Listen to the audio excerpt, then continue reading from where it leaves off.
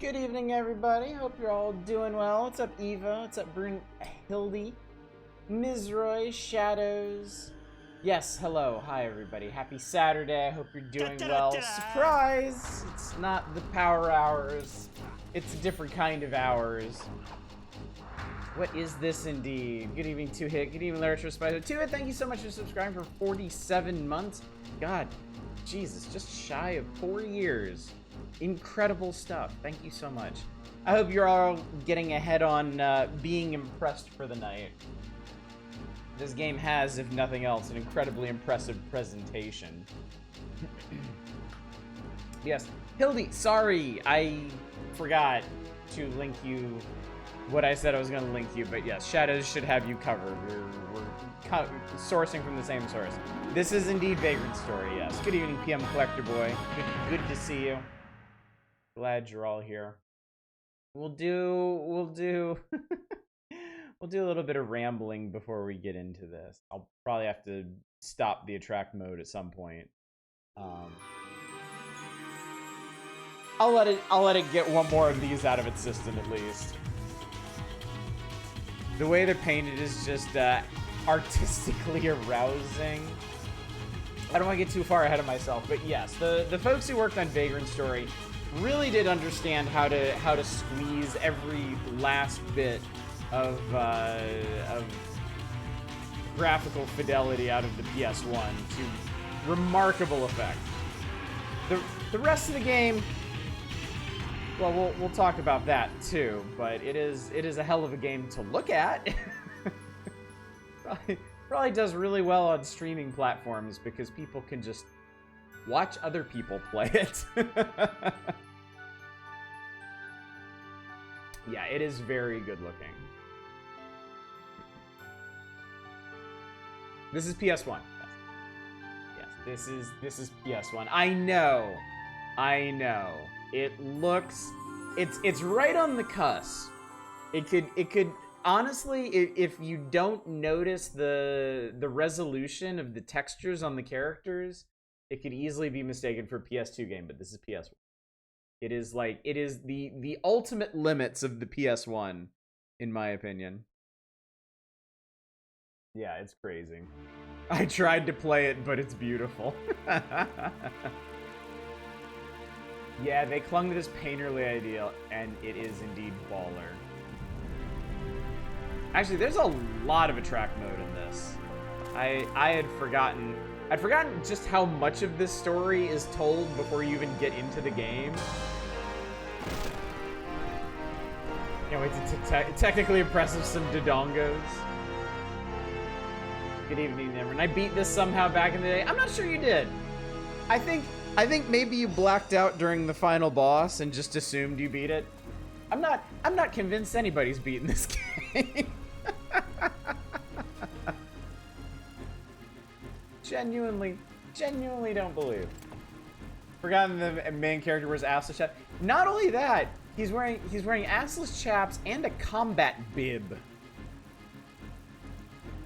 Like, he's too good for his shirt, but he needs to make sure he doesn't get SpaghettiOs on his manly chest or something. A lot of things you can say about the character designs in this, too. Tap a tuxedo.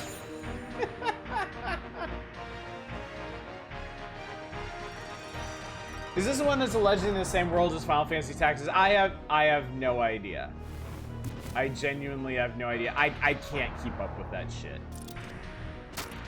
There are at this point so many games that are maybe set in Ivalice or set in like their own version of Ivalice or like an alternate reality of Ivalice or something. I don't know, and frankly I don't care. The whole the whole Tactics family tree of Square's output is kind of a clusterfuck, so. Read somewhere where the good chain skill for the final boss was in advance. Oh, okay. Okay, yeah. As long as you design your build in that one extremely specific way to actually have a chance against the final boss, then yeah. The bib I get, you don't want blood on your man boobs.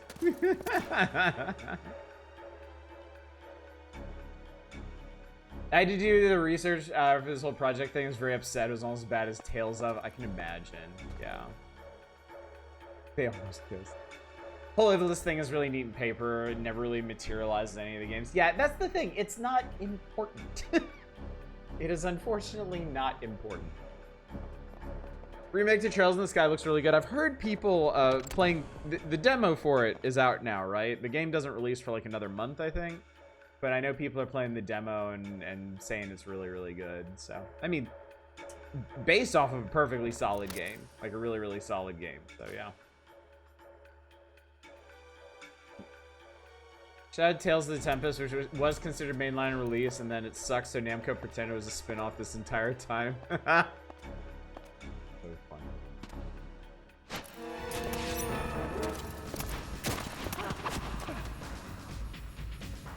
I mean, that's honestly a crazy level of action for an in-engine PS1 cutscene. And these faces, too, my god. Like, they're really, really well done. Tales of the Rays has like actual meta lore. It's mobile only. Japan 2017. So I say allegedly there's no actual connection between anyone. It's just the devs say so that they're all set nibbleless. Yeah. There's no like... I feel like there's... One of the big problems they have there is there's no quintessentially Evolusian thing to connect them. Like there's kind of sort of an aesthetic. But even within the Final Fantasy Tactics games themselves, that's not consistent. I can tell some of these guys wanted to work in film. Good luck and Godspeed. Yeah, you'll fucking need it. Playing Whisper of a Machine at the moment, which is a point and click with personality system that makes story branch. You different abilities depending on what choices you make. Huh. Good evening, Arcane. Yeah, you haven't missed a game yet. You're on a plane to Hawaii. Oh my god. Nice. Enjoy. Good evening, $10. Nothing diegetics held together with Matsuno vibes. And I'm sorry, I don't subscribe to those. I just don't. Yeah, I hope you have a really good trip there. I've been to Hawaii once. I had my wedding there. The actual ceremony of it, and that was really, really, really nice. We'd like to go back someday, obviously. I mean, who wouldn't? I'm gonna put this on, well, something, because my controller... Hang on. For some reason, my PlayStation emulators don't like my controller when it's plugged in, but they like it when it's unplugged. So, can we go to the continue screen? Let's sit on the continue screen for a bit so this can stop interrupting me. I know that noise. I know nobody cares around here. I've been playing Persona 5 straight. Why do you think that no one around here cares about you playing a Persona game? There are a few topics on this earth that will get this community as riled up as a Persona game. I don't care. But everybody else around here cares. Oh, we don't care about strikers. Okay. See, that's how much I don't care about Persona. I don't know what specific games it is that people don't care about. Fun but grindy, slowly getting used to the fighting system. A bit complicated compared to the press X to win Musoki. How about a volunteer chop down invasive trees? Oh, that sounds really cool. That sounds really, really cool. Actually surprised you didn't have the ceremony in Japan. Well, we did all the paperwork, all the boring stuff in Japan, but we thought there'd be something poetic, symbolic about having our actual wedding ceremony halfway between each of our countries. Entire menu category just for vibes. Fun fact: after Evilus, Matsuno went on to write Mad World. Really? Huh.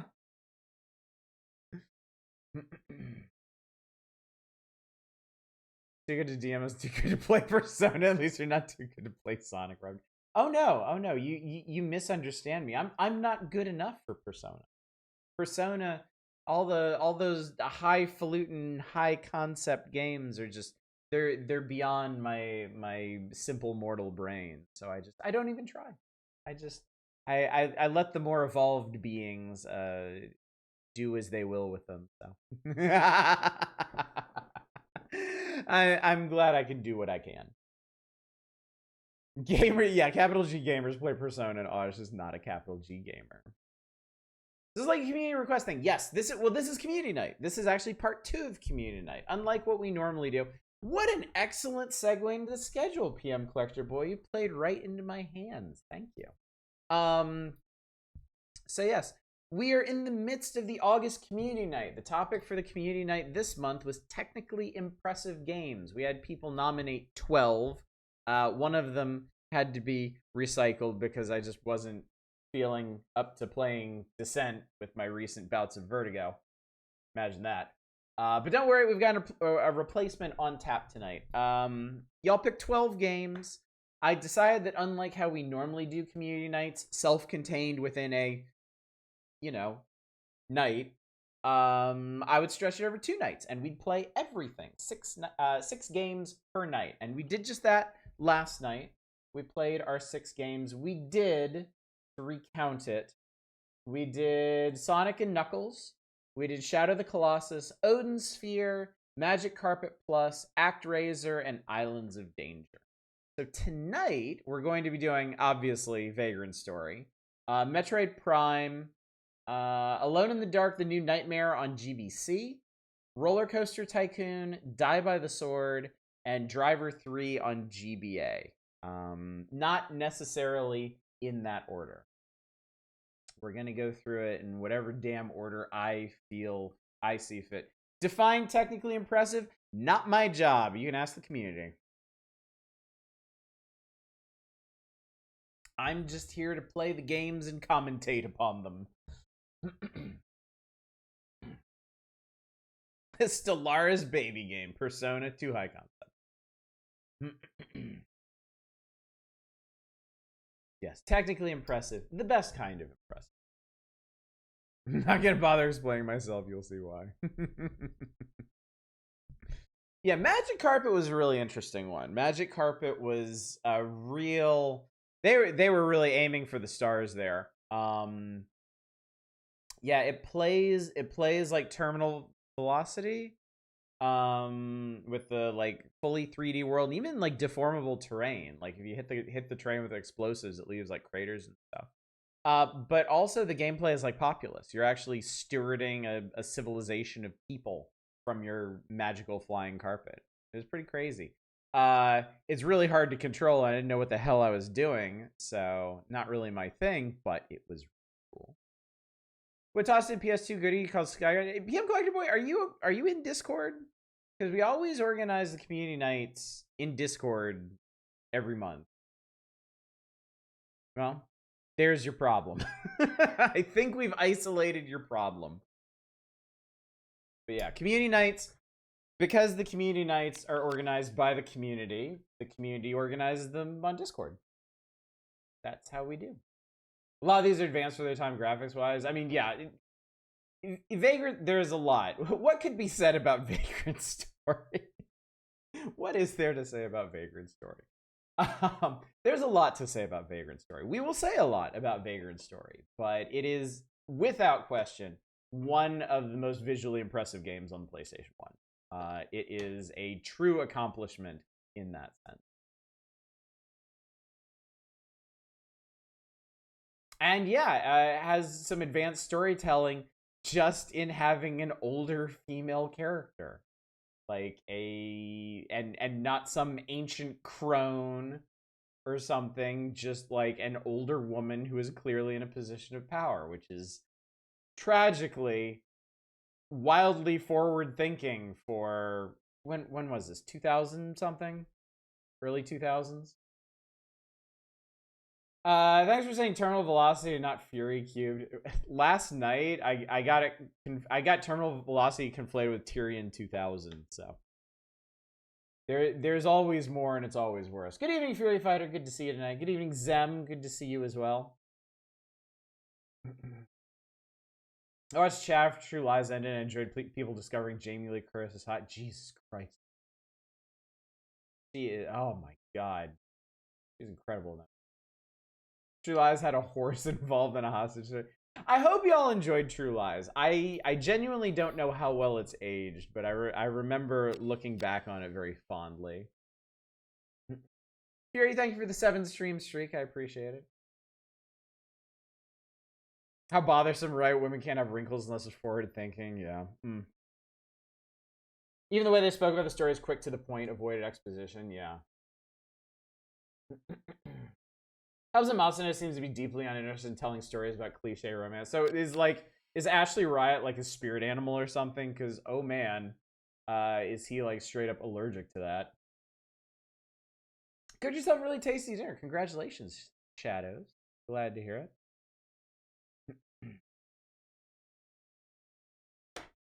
I was lucky Gold Ship didn't kick him off the road after that. Good evening, Justin Brett. Good to see you. I got the first dragon in Vagrant Story. It took 1 billion years. I beat it with broken arms. I stopped soon after that. I think that's a pretty common experience with Vagrant Story. I'm going to talk a lot about Vagrant Story tonight. I don't know how long we're going to play it, but I have a lot to say about it because, as some of you, the longer-term viewers will remember, I did a full playthrough of this. Full, at least, until the final boss. And that's all I needed. Another way Vagrant Story is ahead of the time was first named instance of the oddish finish. I was heartbroken over that. You don't understand. That was it needed to happen. It was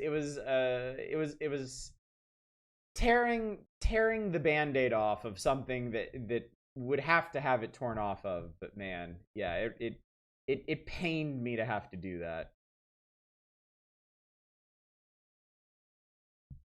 I believe it was either I don't remember the chronology exactly. It was either this or Red Faction Gorilla, where I was just like, yeah, I'm done.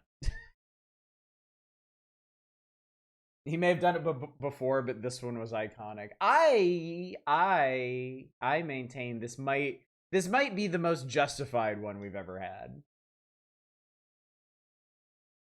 Oh god. I'm gonna try not to just let it all. We'll get to it. We'll get to it. So say one of the redeeming features is Suikoden 4 is it's got the best strategies the series an angry drunk old woman. Okay, we'll get to that. We'll get to that. Let me finish talking about the schedule, doing all my reminders and stuff, and then let's play Vagrant Story again. And I will explain to you what happened when we played Vagrant Story the first time. So tonight, of course, is night 2 of the technically impressive community night. We're gonna play the rest of y'all's games tonight. Power hours have been pushed to next Thursday at the earliest. Even that's a little fuzzy. Because I'm not gonna do a makeup night tomorrow night for the nights I missed this week. I am gonna take Sunday off as is my purview. Monday we'll be back to Earthbound. Hopefully we can actually have a full 3-night week of Earthbound next week. And then should probably be starting the next issue of Nintendo Power, August 1995, the terribly auspicious 20-page Virtual Boy feature on Thursday, and then continue that into Saturday. Now, the reason I say maybe is I have been pondering doing some extra remedial Earthbound to get further along, because I'm really enjoying Earthbound, and it kind of sucks that we've only had 4 nights of it over the course of 2 whole weeks.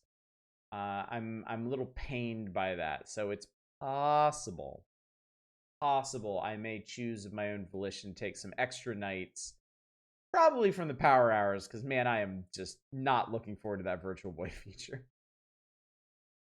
I may steal some extra nights for Earthbound next week, but I will let you know.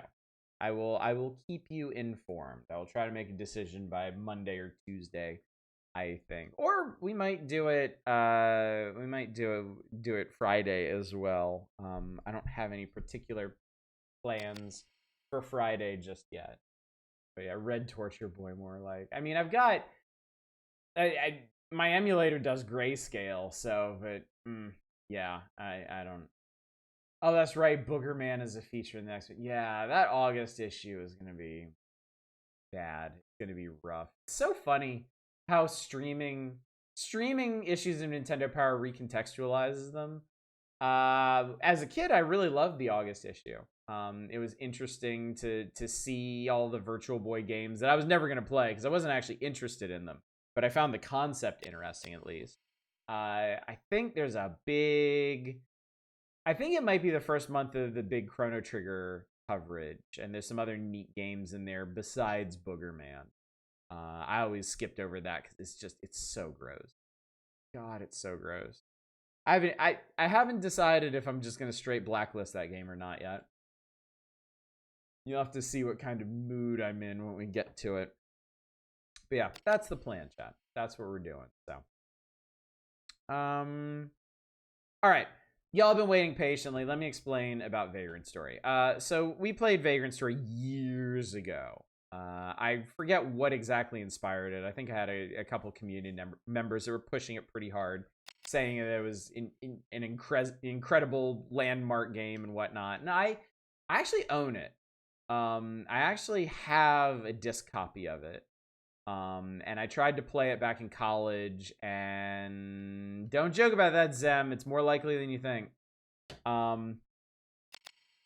Yeah, I didn't get very far in it. So I was like, okay, well, maybe with chat's help, I can get through this. So we started playing it, and, it looked really cool. The systems were kind of starting to make sense. I could manage the combat, and I was making progress. I was getting through the end. I was, okay, cool. Neat. This is pretty cool. I'm digging this. I'm enjoying this. Got through the bosses, got through some tough spots. Everything was going okay. And I got to the final boss of the game. And the final boss of Vagrant Story is functionally impossible. Unless you have one extremely focused, specific build that is not supported anywhere else in the game. And I didn't have that. And it would have taken a significant amount of effort to retool all my shit to even have a chance against this thing. And I was like, no, we are not doing this. We are absolutely 100% not doing this. And I was like, done. I'm done. I put my time in. You can go watch the entire series on YouTube. It's all up there. You can see how much I was enjoying it. You can see, I didn't actually mean to push that. You can see where I was becoming critical of it in places, because it is definitely not a perfect game, even up to that point, and you can see just the agony of being faced with a final boss who defied any realistic attempt to beat it. So yeah, I have a lot of thoughts about this game, and I get... Good evening, Drake Nels. Good to see you. Good to see all y'all. Glad you're all here. I recognize Vagrant Story for what it is. It is arguably the most technically impressive game on the PS1. Like, this is, for tonight, this is an excellent selection.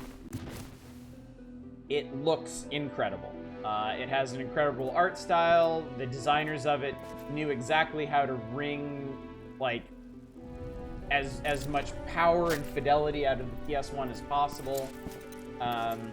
Puts a lot of Square's own games from the time to shame visually. Outside of the bullshit final boss, man, it has a real mess of a story where you have to fill in a just absurd number of gaps on your own to have any chance at understanding what's going here.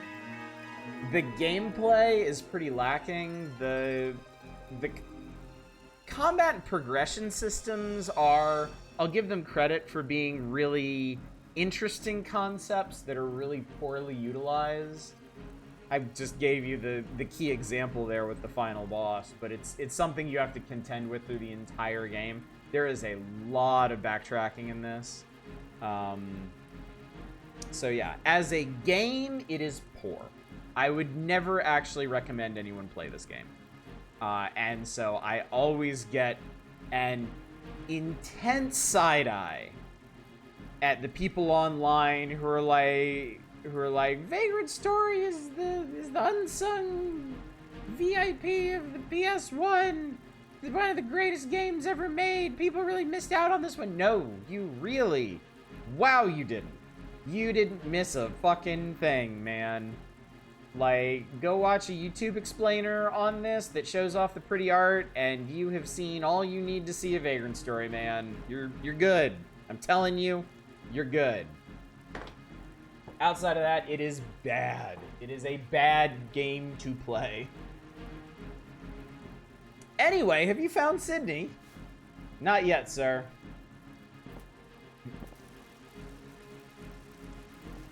Put out the fires, we'll lose the manor, and all will be for naught. Split the knights into 2 groups. One to douse the blaze, the other to exterminate the traitors. Right away, sir. Don't ask me to explain the plot either.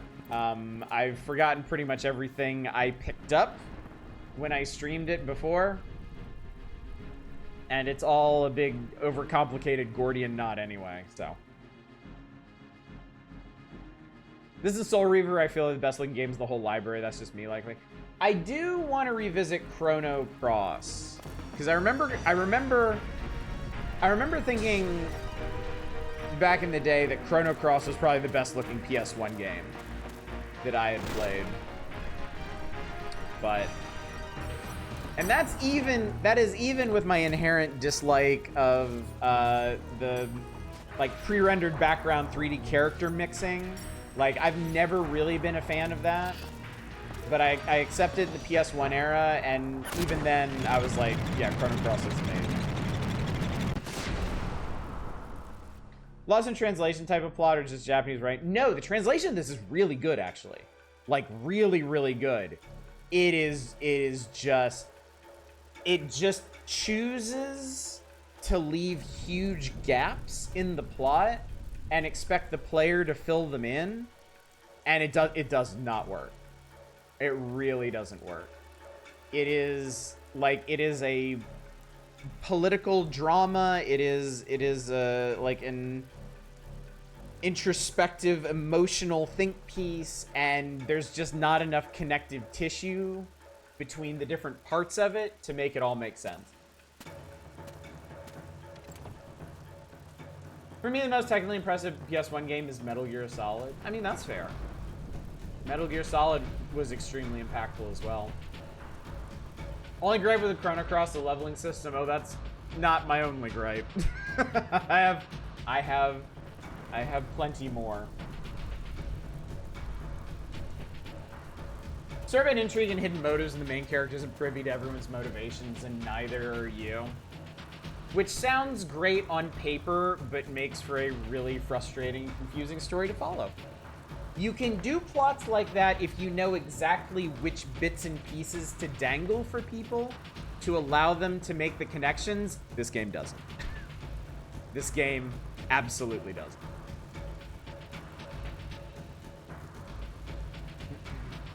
I'm assuming it's too many proper nouns plot. Iblis games tend to be this. It isn't really. It isn't really. It's just you spend so much of the game not knowing key characters' motivations, and then it kind of has that problem near the end where they start like slam jamming out a bunch of stuff that hasn't appeared anywhere else in the game.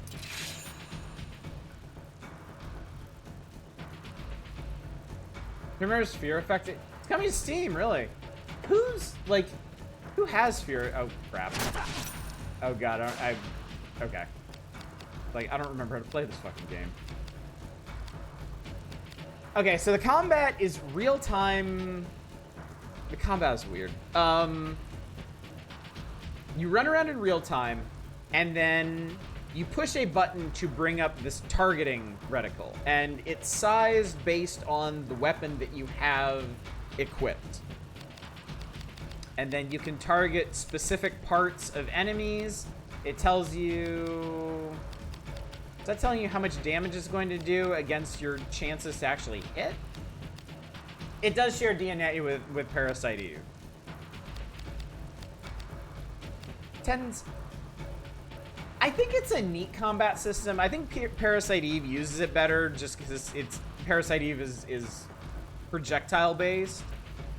So you don't have the weird range limitations that this one has. And yeah, it is less complex on its surface too, so. Oh, nope, that's not what I wanted. I wanted to actually confirm. Here, hit this guy's arm. Didn't that hurt?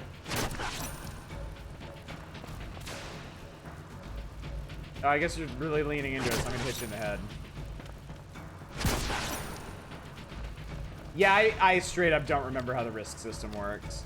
I have no memory of that.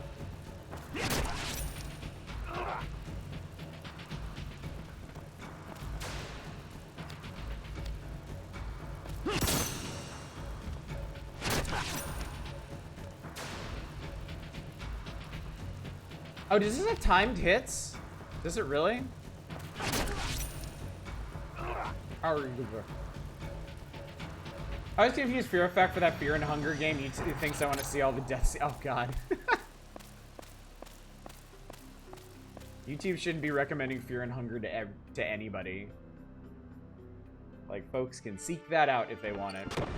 3 different axes of resistance if you're going in with the wrong element or on any axis you're gonna have bad. Yeah. Yeah, elemental resistances and stuff in this are straight up like your shit does not work. Well, have you found it? I kind of like the real time with pause myself is sometimes way too hard for something. Again, I don't think it's an inherently bad system, but like, yeah, Vagrant Story is a ton of complex systems just layered over top of each other. I think if this game had this combat system with a much simpler backend, without all the complexity of the elemental resistances and vulnerabilities and stuff, I think it would have been a lot easier to swallow. But you reach a point in this game where you're trying to build new weapons to actually progress, and they're just not doing damage, and you don't know if it's because you've got the wrong weapon type, the wrong element type, if the enemy's the wrong type, if you're targeting the wrong part of the enemy, or what. It's no use. There's nothing like that here, anywhere. Keep looking, damn you. I'm telling you, Sydney. The nights are nearly upon us. I mean, the cinematography in this game is great. This is a great time to point that out as well. Like the camera work, the camera angles, really showing off that the high fidelity PS1 work. Stop your whimpering. You come this far only to leave empty-handed. Now search. Damn your eyes. Risk goes up, you do stuff in combat, including chaining, and as it goes up, your chance to hit goes way down. Every weapon's edge, blunt, or pierce develops on all species-based strengths and weaknesses as you use. Yeah. I mean, a key problem in this game is it's very hard to keep up with the stats and stuff that are important. Like, it's hard to know what enemies are vulnerable to. It's hard to know whether you should invest in a specific kind of weapon. It's a game designed for people that already know it inside and out. You know, some games are like that. Some games have just a ridiculous difficulty wall to get into them, but for the people who like choose to devote themselves to it and really like do their homework outside the game. And yes, we're gonna sit here and stare at Sydney's non-existent treasure trail. Yeah, this does occur to me as a game that is extremely rewarding for the people that decide they're going to become obsessed with it and learn all the ins and outs of the combat system. Because then you have the advantage of knowing how many enemies of what type there are, which kinds of weapons are the most useful to actually bother crafting, like which elements and weapon types to focus on, where to get all the resources to do these things. But it's impossible. It is impossible to know that going in. And it makes it for a really frustrating and difficult to manage experience. Kind of body every twink wishes I could have. Daggerfall is your RPG like that. It has to be in a very specific mood, yeah. Yeah, I certainly appreciate that in stuff like Morrowind. But there again, I mean, the systems are all right there out in the open. Like, they're practically self-explanatory, you know? There's a lot of, like, hidden stuff in that. I need to lose more weight. Why do I suddenly feel like that? Good evening, Chaos. Good to see you. Think of how Final Fantasy X also had a complex system of enemy properties, made extensive use of palette swaps to make it easier to handle. It also wasn't like, it wasn't a whole lot of interlocking shit either. You know, it wasn't a combination of weapon types and element types and enemy types and like progressing evolution over the course of the game. It was like you have free access to basic elemental spells from the beginning. Here's an enemy that's made of ice. You figure it out. What's up, Round the Board? Good to see you. I know of a streamer who loves this game. You're describing how he is about it perfectly. Yeah. And I get that. I get that. I don't like this game. As if I need to make that any clearer. I don't like this game. I don't think it's a fun game to play. I think it's amazing on a lot of levels, most of them in terms of their technical aspects and presentation. But gameplay, game systems, I think this game is crap. I'm not going to argue with people who disagree with that because, again, it seems like the kind of game that if you can push past that initial learning cliff and learn to master these systems, which again requires a lot of study both inside and outside of the game and multiple playthroughs, I can understand enjoying it. Yeah. Marvel's combat system is very simple. You miss. Typeface looks interesting. It's not the easiest thing to parse if you ever need to read it in a hurry. I'm a little curious. I don't remember how this showed up on old tube TVs. I don't know if it actually would have been easier or not. Damn thing even exists. You doubt me, Harden? I doubt you, Harden, at all. You can get by with fighting with the wrong weapon types. You make giant timed hit chain attacks. Also make you take a ton more damage to drop the chain. The enemy decides to hit you back. Yeah. I got through this game with just like 1 or 2 weapons. I think doing a lot of that, and also I think I use magic a lot, especially on bosses and things. But the boss balance in this game is absolutely infuriating because for the vast majority of the game, it's not.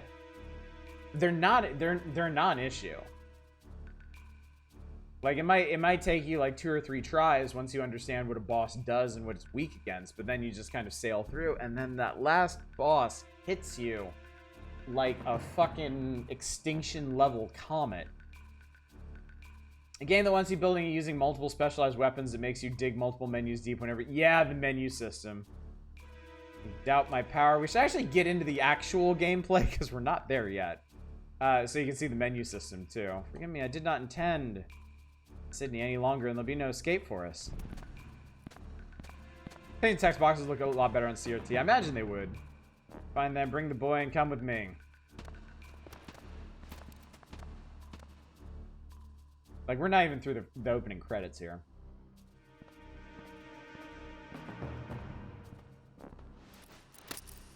Don't move, Sydney. I have a bowgun aimed at your heart. I don't know how. It's like 3 pixels wide. Now turn around slowly. You're no knight, are you? Bind your legs with that rope. Risk Breaker. Royal Guard Dog. Not hear me? Bind yourself, now! Stress of being evil. Really fucked you up. It's an unfortunate turn of events. Hold it! Told you, man! Told you. You didn't believe me. I hate it when you go, but I love to see you leave. Boss can be learned. You can be one-shot by magic by mooks on the way. The boss quite easily. Nope, that's for sure. That is for sure. Cindy! Oh, ow. I'm the one you want.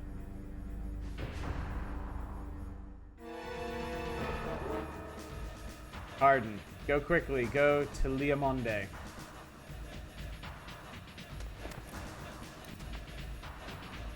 You, stop!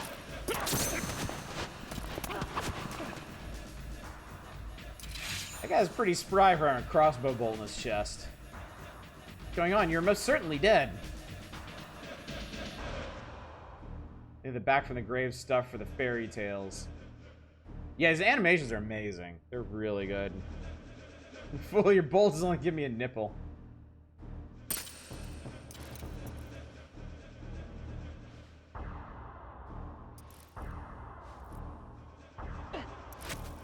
I mean, you could have just gone over there and killed him while I was doing that. You've given me quite a scratch. Show a little more respect for fairy tales, Riskbreaker.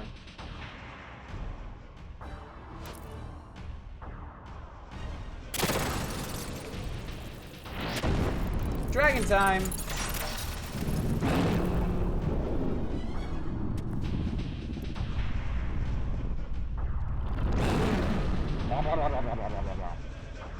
Angry ass looking dragon.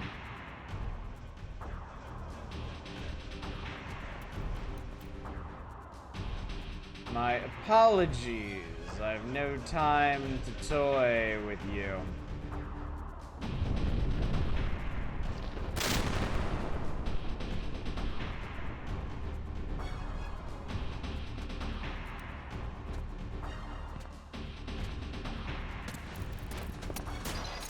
Whee! How many do you think he has to replace a stained glass skylight? Oh, it's gotta be just a dragon magnet.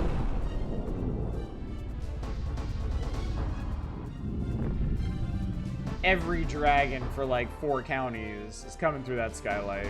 Alright. Special attack fire breath. Or ow. I've taken some damage. Alright, let's hit him in the head.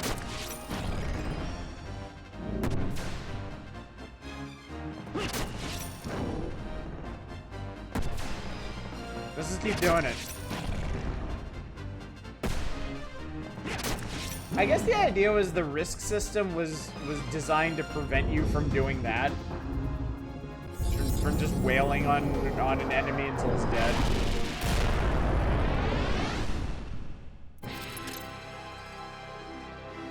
Technically impressive part, they're using the right number of periods in their ellipses. It is. For me, anyway. Like I said, the localization of this game is excellent. Square did a really, really good job with it. I love how identifiable square font numbers are in this time period. Yeah! They were kind of constant across all their games, weren't they? A transition.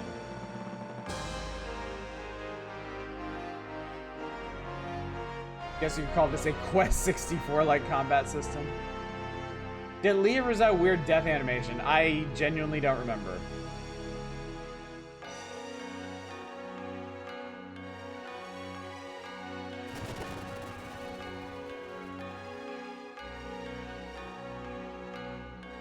Monday? So this was the prologue. That's where like the real game takes place.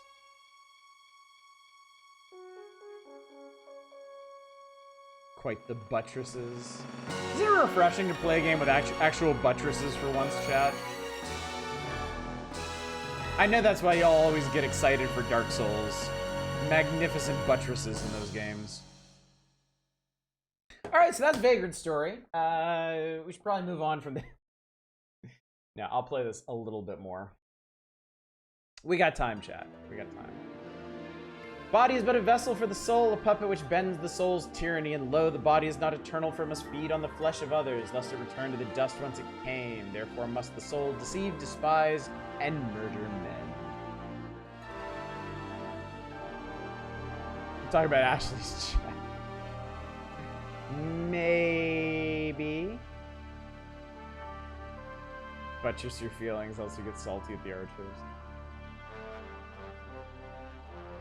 Yes, I read your very clever quote. Thank you.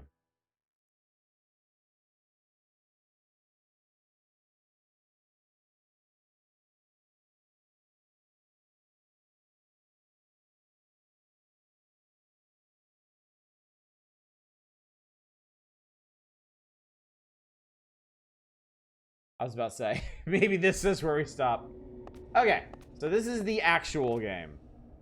Let's see. We have a jump button. There's our menu. Oh boy. Items. We can equip items. We have a weapon. Our equipped item is the Fandango. It is made from a scimitar blade and a short hilt. We have no shields. We are wearing bandages on both of our hands, on our head. We are currently jerking it. We have sandals and a rude necklace. We have no gems, and we got some roots and some tears and a fairy's chortle. What's the cross thing in the background? That is... I don't know. I don't know. My arms, head, body, and legs are all excellent. I have strength, intelligence, and agility. We have original values, and then our equipment can alter that. Oh my lord in heaven. Okay. So yeah, these are the different element resistance types. There's physical, air, fire, earth, water, light, and dark for affinity, and then blunt, edged, and piercing for type. And everything in the game is defined by these. We currently have no leanings. Our right arm. We're examining our right arm at the moment. Currently has no leanings for any of these. Air weaknesses, allergies. We have a map. It is 3D. We're in a wine cellar. Data options, yada yada yada. Okay. Let's run around a bit in here and trigger some more cutscenes. It almost became a wooden ocean like. This is a save point? Question mark? Sure, we might as well save. Why not? I'm never coming back to this, but it just feels weird to play one of these games and not save. Oh! It takes like 1,000,000 years to save in this game, doesn't it?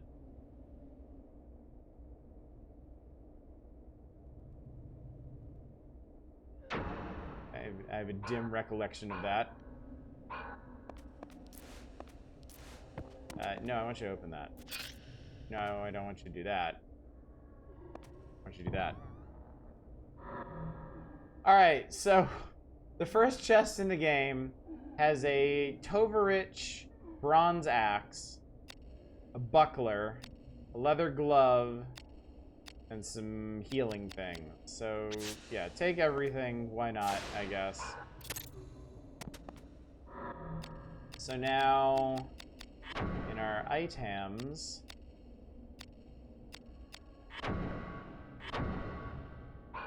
we can... What can we do? Alright, so this says... Oh, yeah, and there's different classes of enemies. Humans, beasts, undeads, phantoms, dragons, and evil. Yes, undeads and phantoms are different. It sucks against all of them. It has physical, air and fire affinity, negative earth and water, 5 blunt, 1 edge. Now compare this to Fandango, which is basically the same thing. It's just edged and piercing instead. Phantoms are always undead. Not all undead can be phantoms. At least not big empty crate with 3 gold coins in it. Ah, yes, bats. Love to fight bats. Oh, that's right. There's a first-person view you can go into. And then you can rotate using the the top buttons. Yeah, put that away. There we go. Platforming, there's mantling. There is crate pushing in this. Oh lord, is there crate pushing. Don't think you can get away from it, chat.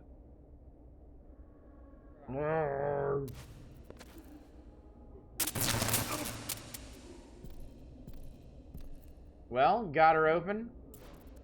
No good. Not even a budge. Vagrant Stokobon. What's this? It weren't locked a moment ago, eh? No key holds this door. It'd be a grimoire what's doing this. Well, who locked it then? Someone inside? Buggered if I know. Look, we'll be cut off from the others. Where are those scouts, man? They've not returned. Be no time for loafing around. Keep your cap on, brother. Come up here and take a look at this. I do really like the localization, though. Oh yeah, there's a durability system too. I forgot about that. I forgot about that.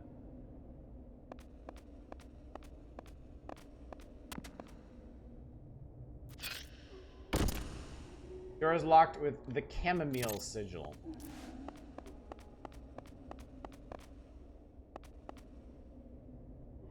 That's nothing. Let's go see what they were looking at. This is before science proved that everyone hates durability. I actually don't. I'm definitely not as negative on durability as a lot of people are. Canonically, Ashley doesn't know what grimoires are. No, it's true. It's true. I don't hate durability systems, and I don't hate time. It's now, I'm not sure I would ever argue that a durability system adds to a game. I get why they exist, and some are more justified than others. This game absolutely 100% did not need a durability system. And yet here we are. To be grimoire's doing, by the gods! I'd often heard of it, but this, look, it's a floating platform. You play whatever the fuck the newest Zelda's called, and I don't want to doubt you, but I 100% do not believe you didn't mind durability. I actually thought it was kind of neat in the new Zelda.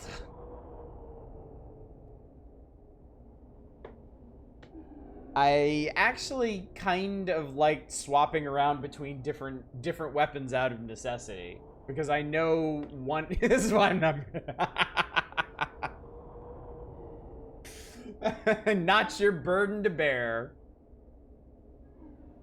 But yeah, like I acknowledge that Breath of the Wild had a bunch of weapons in it that I never would have used if it didn't have a durability system. Like it serves its purpose. It does what it's supposed to do. I totally understand why people don't like it, but I did not have a problem with it. It felt like the whole improvised fighting style thing was integral to the game's design, so, you know. And a worm, a dragon was sighted at the Duke's Manor. Oh, there's magic about, dragons won't be far behind. We're about Guildenstern and the others. Ah, they'll be fine. Think of it. We've witnessed miracles such as these on Leomund's doorstep. What then lies within? You wear naivete like a crest, brother. Surely the maesters know of this grimoire. Mayhaps we've just been in the dark, eh? Got Rosencrantz. He's in this too, isn't he? Not just Guildenstern? There are chances to drub those Muhlenkamp scoundrels and procure the miracles of Leomund. It's just a rumor, but I've heard the Guildenstern's lot works them magics as well. Rubbish. We're servants of the Lord. No true knight of the cross would dabble in the black arts. Only a rumor, brother. Sydney is truly the worker of diablerie they claim he is. I say fight fire with fire. See, this is really good localization. This is really solid. I say let the Lord be our shield. Ever the choir boy. These guys have very distinct personalities. They have distinct ways of speaking. Everything is perfectly comprehensible. I love it. I just read this like they're thief Hammerites. They're not so different. Only shield I see is the one covering your eyes. Heretic or no, I believe what I see, and right now, I see sorcery. Okay, it's not perfect. Not perfect, chat. At least it's divisible by 3. Swine will take wing before the likes of us use magic, my friend. Aye, but with a grimoire, your fattest sow could outfly my swiftest falcon if ye believe the chroniclers. For the grimoire, you say? You could even make cobblestones float like clouds. Ghost child.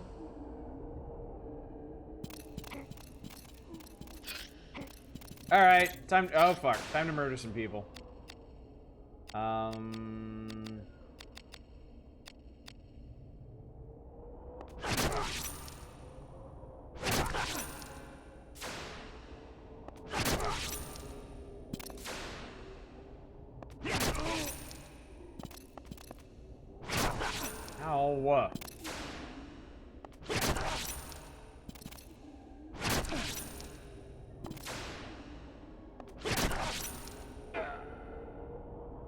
Noom.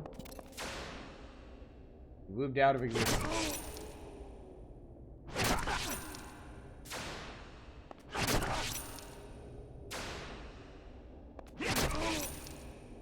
So I'm currently at risk 5. My chance to hit hasn't actually plunged all that much.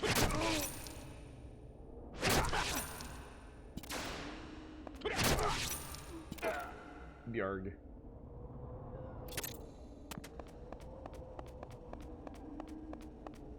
Yeah, it goes to 100.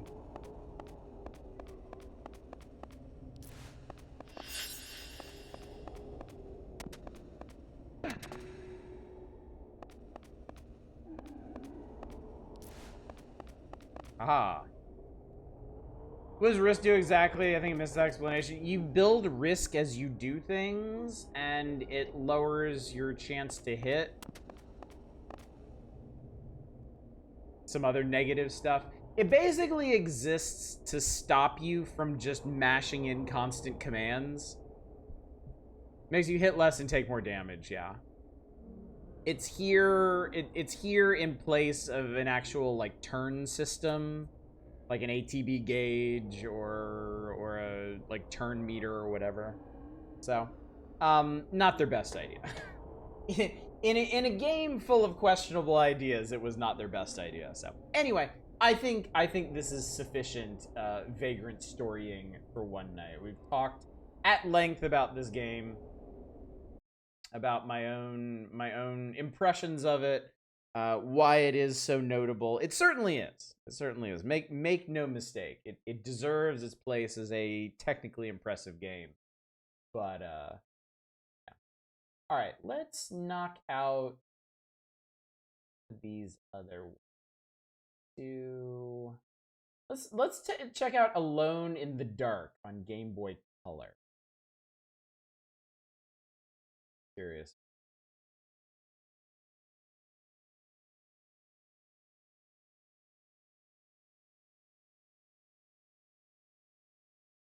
Didn't even get to a bot. I know. I'm sure y'all feel very robbed that we never even made it to a block pushing puzzle, but you'll just have to imagine. Yeah, maybe this will have one.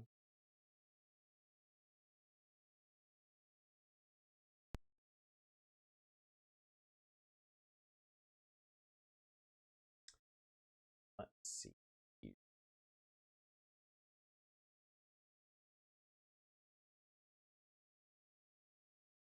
There it is. Hooray, okay. Change what this actually is.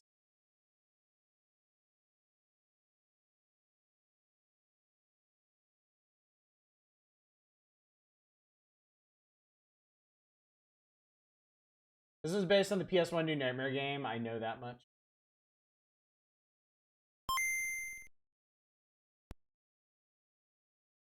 Good lord. That's a bit much. Let me turn that down a bit. Quick aside, I never had a Game Boy Color. I have basically, I basically know nothing about the Game Boy Color library. Fuck is by the publishers of Kadelka. Oh my god, it's America! How terrifying. That's impressive. That actually looks really cool. Alright, new game, slot 1. Is that supposed to be a phone ringing? Or is that the music? Oh no, it's just the music. Hello, Edward Carnby speaking. Whoa, wow. Mr. Carnby, my name is Aline Cedrak. I'm an archaeologist. It's about your partner, Charles Fisk. Is Charles working on a case for you, Miss Cedrak? Yes, he was. Charles is dead, Mr. Carnby. Murdered. He's what? How? He went to a place called Shadow Island to recover a stolen statuette, but never made it back. Tell me how to get to Shadow Island. I'll find out who killed him. I have a seaplane that can get you to the island in just a few hours. These renders are really good.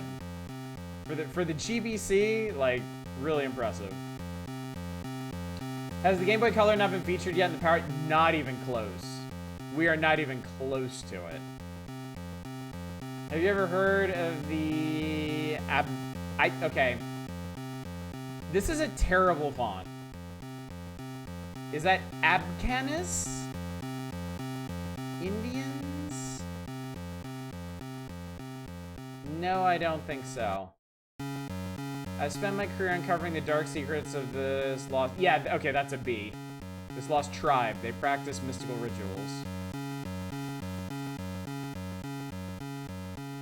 Learned a fun fact about old video games. Karateka was an old game by the Prince of Persia guy. Simple premise. Hand-to-hand fights and a bunch of baddies one-on-one. Okay. Following the stolen statuette, believing it had great power, I believe they were correct, and so does one other person. Who would that be? Morton. Alan Morton, the multi-millionaire recluse, the man who had Charles Fisk murdered. You sure this man Morton is responsible? I'm positive. I'll recover the statuette and pray Morton tries to stop me. It'll save me the trouble of having to hunt him down. That's good, Drake. No, that's good to hear. If I'm right about the statuette, we're in grave danger while we're here. We better stay with the plane, then. We may need to get out of here in a hurry. I'll work on translating these Abcanis tablets that were found with the statuette. If I find out anything useful, I'll contact you via walkie-talkie. Carnby, you're receiving me. I want to make sure the walkie-talkie is working. When you see the walkie-talkie icon flashing on the screen, go to the inventory, select the walkie-talkie, and use it to talk to me.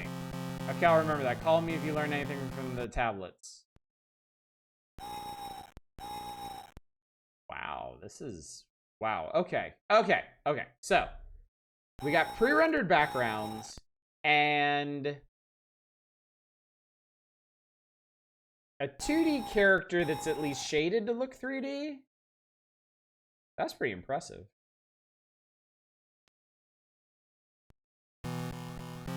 Something on the ground might prove a clue what happened here. Hildy, chill. Jesus Christ. I've never played an Alone in the Dark game.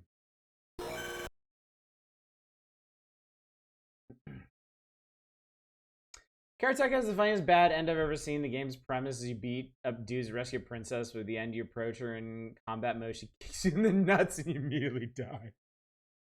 That's really, really funny.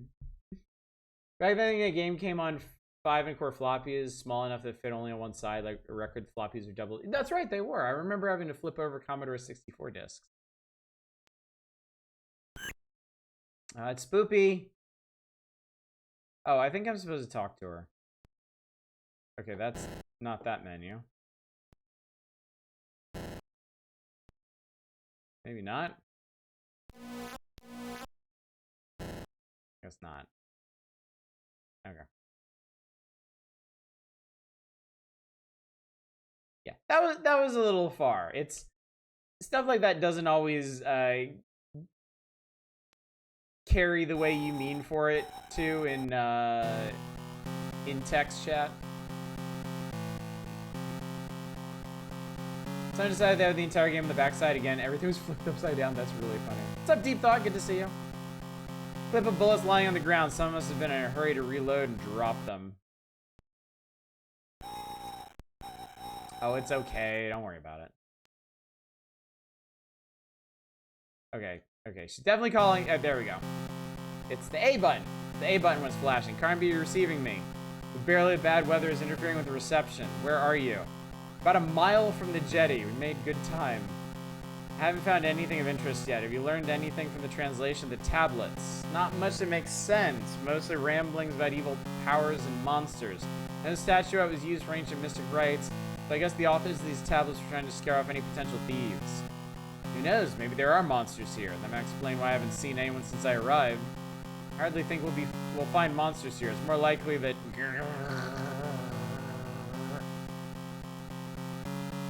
Why pick these as backgrounds are ahead of time? For the Game Boy Color, this is amazing.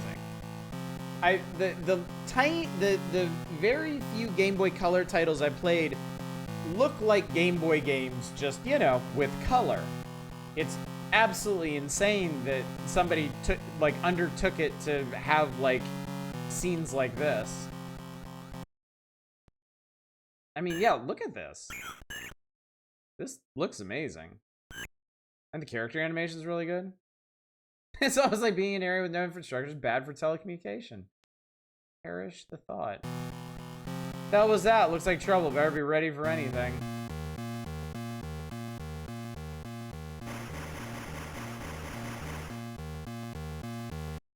Okay. Okay. Okay, so these scenes are just... Look, I posted that in Discord.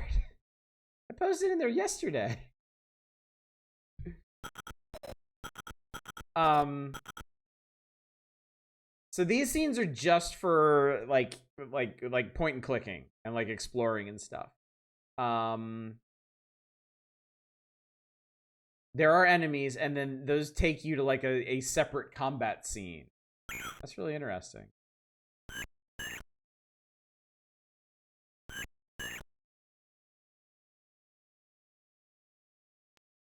Lojahai still delays the analog 3D. Uh-oh. I don't know what creature made that noise, and I don't want to find out. Yeah, me neither, bud. Hey, what the hell was that? Looks like trouble. Better be ready for anything. He's reacting to things that I don't get to see. That's a little annoying.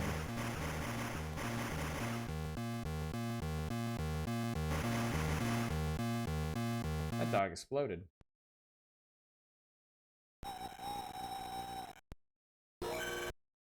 Boing. Yeah, this isn't GBA. This is GBC. Yeah. Found Subnautica as scary as I did. You do not want to play this game. Carnby, how close to the plane are you?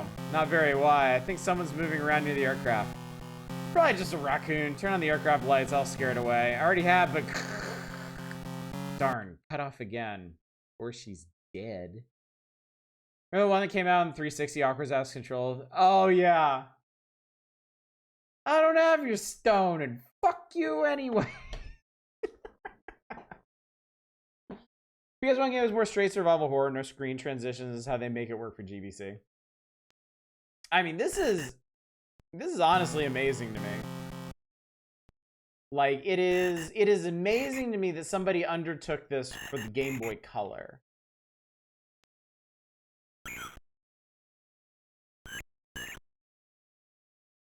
Except I don't know where the hell I'm going now. Ooh. Yes.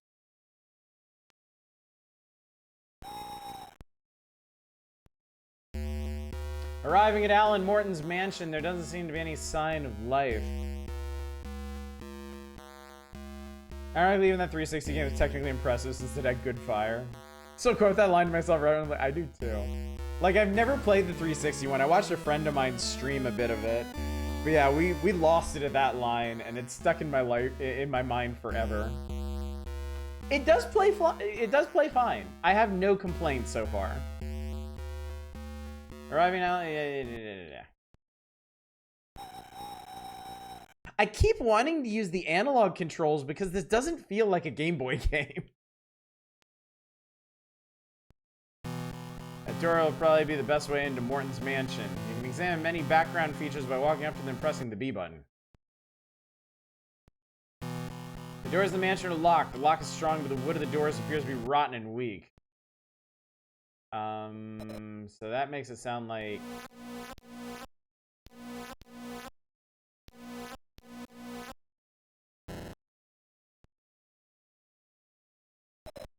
Okay, I can't set it on fire.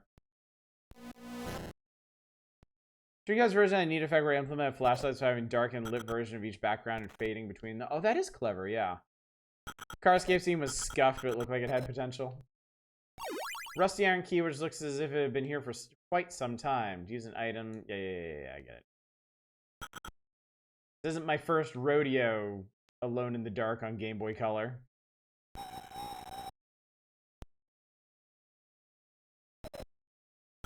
Okay.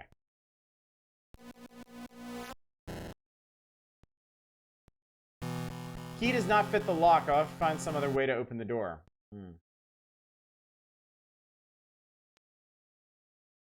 You'd like a full playthrough of this? If others are similarly interested, I could... Oh my god! Scary window. Doesn't appear to be anyone inside. But there was... I kind of wish the music would stop kicking in every time it goes to a little dialogue screen. That is kind of annoying. Large storage shed. The shed doors have been sealed with a large lock. Cupboard contains a pair of old gardening gloves and a crowbar. Alright, we're getting in with that crowbar. Find some YouTube video about the game. Maybe someone's compiled the special moments of the game and share it to the server.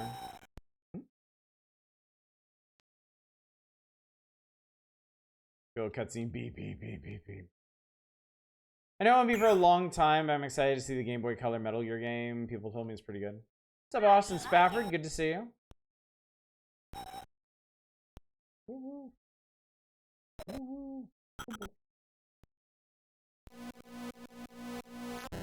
Crowbar. Carnby forces the mansion door with the crowbar. Ooh, look at this. There's nothing on the table but a broken old lamp. I like it. Clip of revolver bullets. Yeah, I've about had enough of that music. We're early days in this game and I've had enough. Hey, what the hell was that? Looks like trouble. Better be ready for anything. Ooh, this is cool. This is so cool!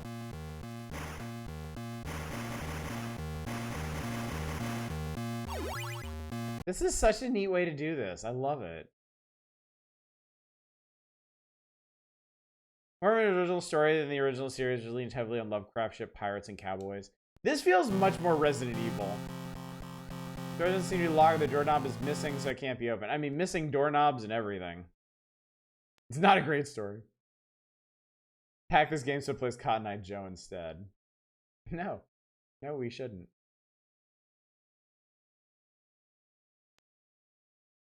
Oh, so that leads out here. Oh. Okay.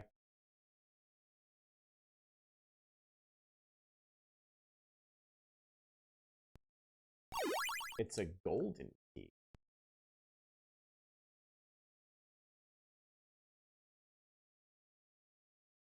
Even has an RE loading screen.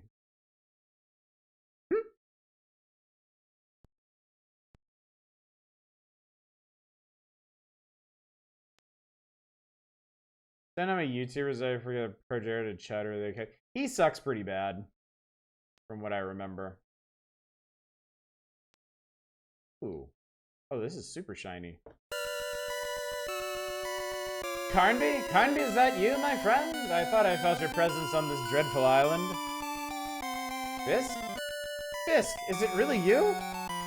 Yes, my friend, I am here. I want to help, but I'm too weak. There's so much I need to tell you, but I can't focus.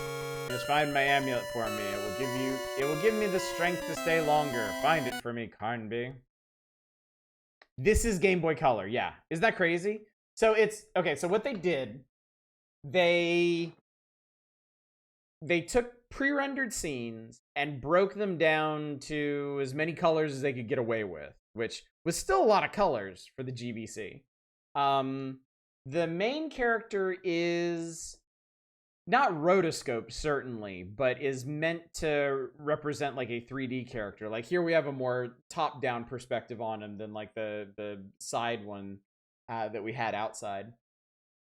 And then, so these are just used for kind of like point-and-click adventure scenes. When enemies appear, it goes to an isometric pixel art map, and we walk around and shoot enemies with our gun. Yeah, he was grooming. Oh god.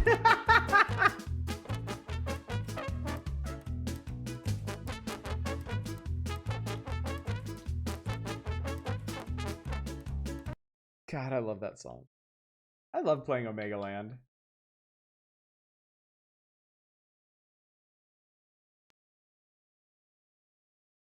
Need some farty trumpets. We got him on tap. Ooh, hello.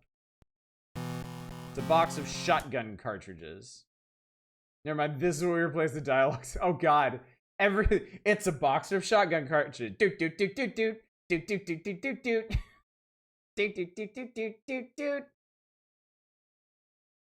When Carnby and Fisk are talking. Doot doot doot doot doot. Doot doot doot doot doot doot. Wah wah wah wah wah wah wah. I could potentially see, though, having trouble finding the exits in some of these rooms. I'm pretty sure there isn't... Oh, hell was that? Looks like trouble. Doot doot doot doot doot. Doot doot doot doot doot doot. So yeah, these are the action scenes.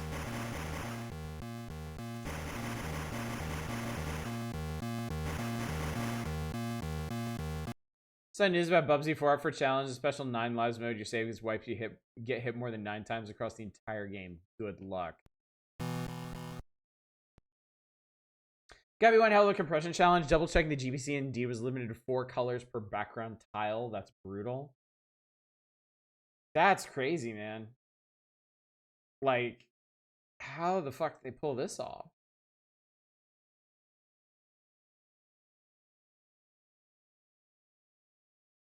Meatball Parade, funny song, and Fluffing a Duck are the holy trinity of license for YouTube music.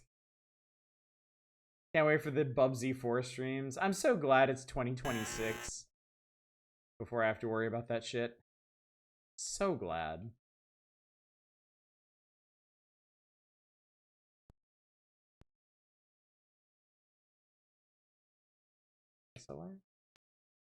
What's up, Tradon? What's been played so far? Oh, just, you know, just Vagrant story. Sorry. We spent like the entire first hour of the night playing that one, so.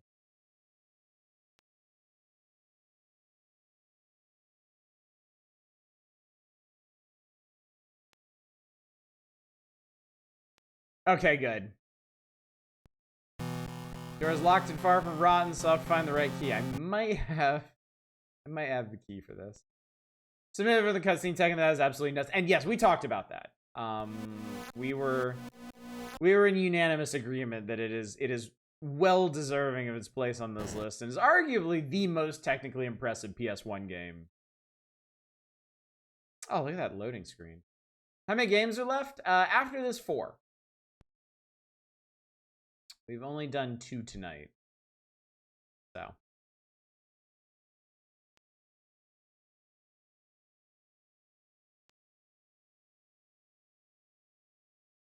Just use a high color mode, mostly designed for cutscenes.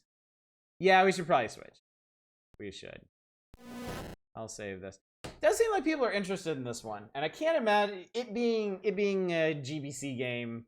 I can't imagine it's too terribly long, so a full playthrough of this is not outside the realm of possibility. Okay, we're gonna do GBA game next. I haven't done this in a while. Let me see if I can actually get this going.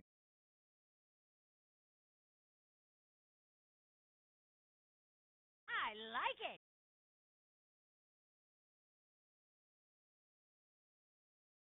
Nearly put Ari Gaiden with an asterisk. Just look at the combat, zombie sprites, and move on.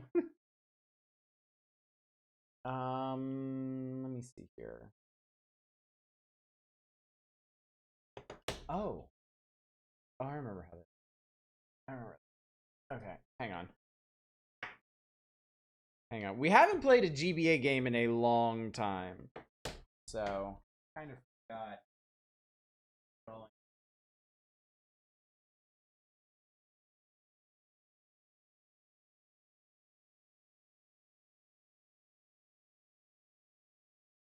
There we go.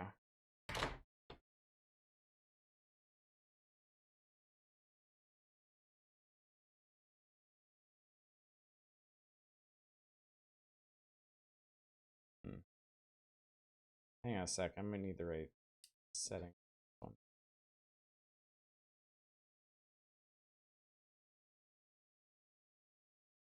Sorry, is there a problem here? Hang on.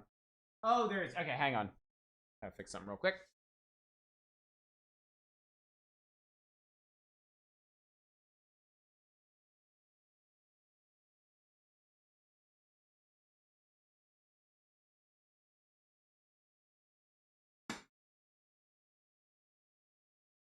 We haven't done a GBA game in such a long time. My dock was unplugged.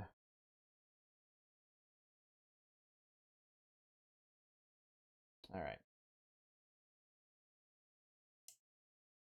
I believe in you. You can do this. You can do this. Oh, Jesus, what have I done? Okay. Cool. We're there. All right.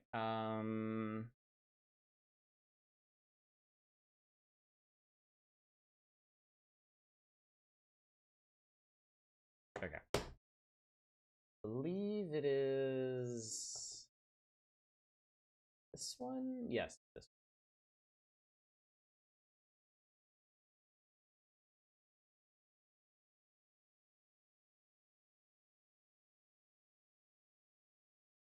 Like 4 games behind the Charlie Plays Resident Evil saga. There we go. Okay.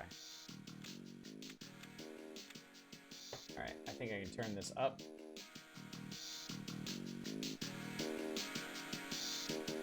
Quite a bit, in fact. Remember about the limitation on palette count or memory copy shenanigans. Ben is really more impressed. I give those backgrounds. Yeah. Technically speaking, the Game Boy Color has the same limitations as the Game Boy when it comes to sprites and colors. They can only be rendered in 8x8 chunks, a single color palette being available for each frame. Games like Alone in the Dark use a trick where they force the system to swap palettes every 2 lines, resulting in higher definition images that come out on the system. Interesting. Okay.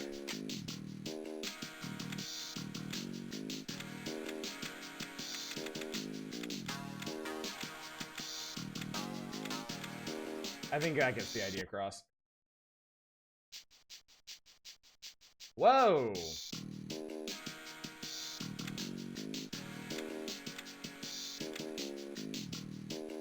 Yeah, this is... Yeah, it's right there on the screen, in fact. This is Driver 3 on GBA. Keep in mind, this is a GBA game.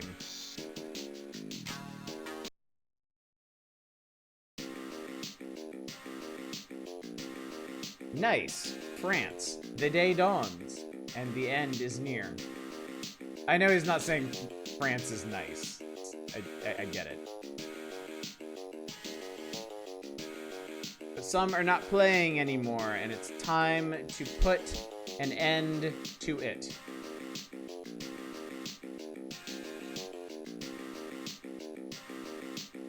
Fucking knew you'd make that joke and I still laugh. Yes! Ain't no stopping me. Please take up position.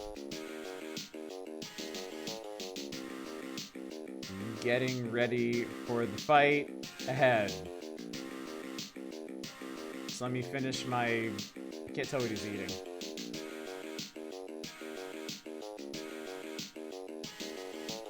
But he is not... That is the tiniest sawed-off shotgun I've ever seen in my life.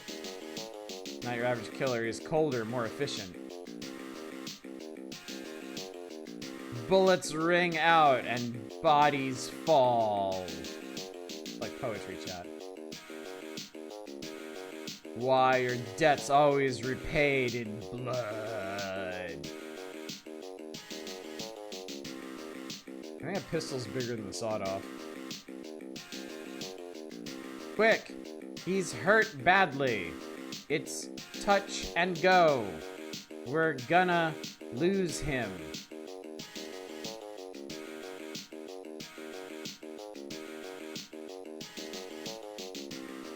Paddles. Now, oh, I can speed up the text. Oh my god. His pulse is dropping. Hit him again. Nurse, 10 cc's of adrenaline.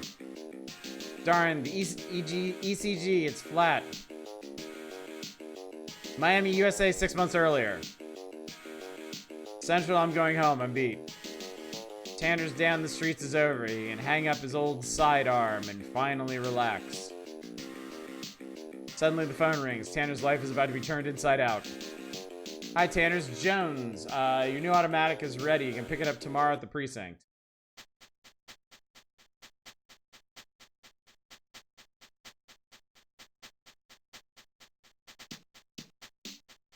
Holy shit!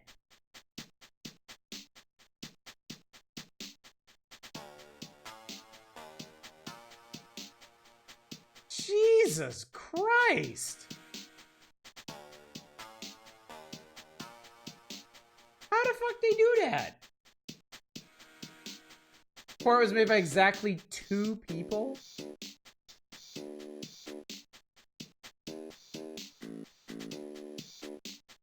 Oh, this is fucking clever. Okay, I get this. I get this. Okay, okay. First things first. Our character and the cars are sprites. Really, really well animated ones, but they're sprites. Like, the ground is textures, and the buildings are too, but I'm guessing they're not very... Yeah. Yeah, the buildings are very simple polygons, and oh my god! Sorry, that's really funny. This is... I'm not impugning this game's good name at all. This is still like wildly impressive. It's just I wanted to know how they did this. So yeah, this is super cool. This is so cool. Okay, what are... Okay, I've jump button. Cool. Okay.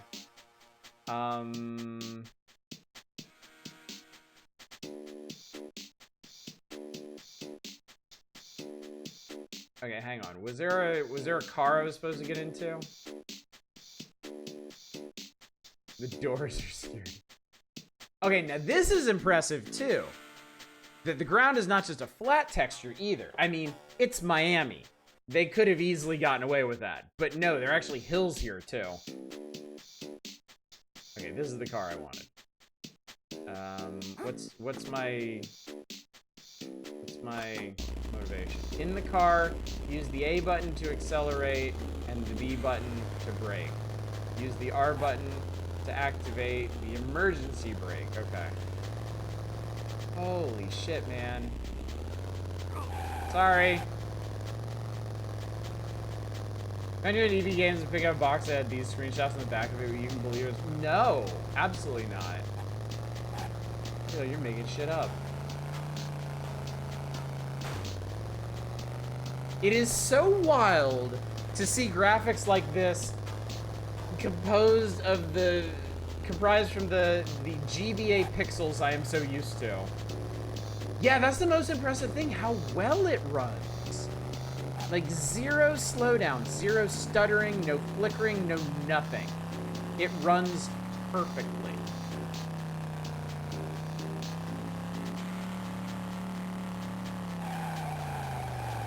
handles really well, too.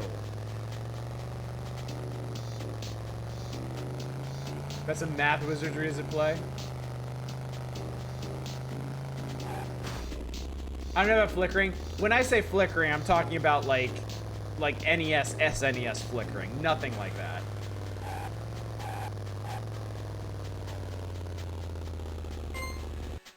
Full playthrough. We don't have to do full playthroughs of literally every interesting game we come across. That's not gonna happen. So I appreciate y'all's enthusiasm, but at the same time, pick your battles. If you request everything, you're gonna get nothing. Game also gets hilariously bullshit hard. Oddish would probably never beat it. If I use the A button to jump. Whee! Can the district shoot at people? Where's my... Oh, hello. Okay, so there's the... Okay, there's the shooty... How do I shoot these nice people, though? Okay, where's my car? I want my car back. And I can't go back in the police station. Can I go back in the police station? Oh, you have to jump. I can't go back in the police station. It's like they said, the doors are afraid of me. Car was instantly impounded. So now I gotta run across the street and do what exactly?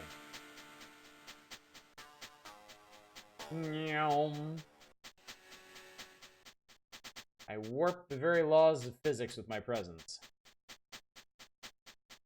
What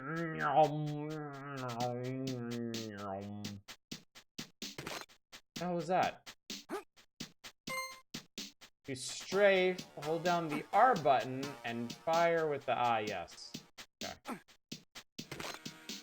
Do you want me to kill people? Oh. The answer is yes.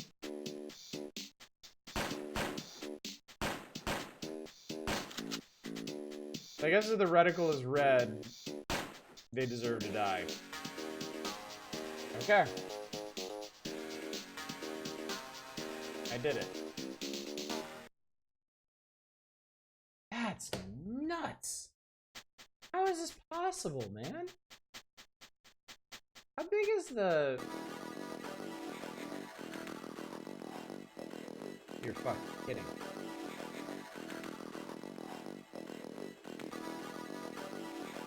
Oh my god. There's also a DS sandbox game akin to this Aranda locked 60 FPS. This is one of several cities?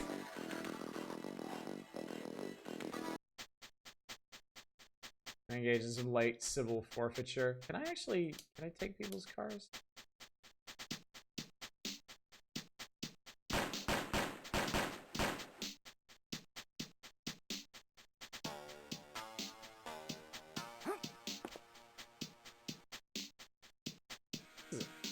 Unbelievable.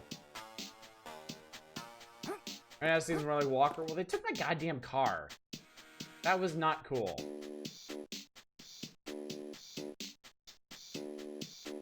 The hell are you? The hell do you want? We got some info on Bacchus. He's getting his fingers dirty in the repo business. We're there now, getting down here. Calling all available units. I repeat, all available units is a problem in Little Havana. Go to Istanbul and nice? Third is a male Caucasian, age 30, presumed dangerous. Positive ID requesting backup.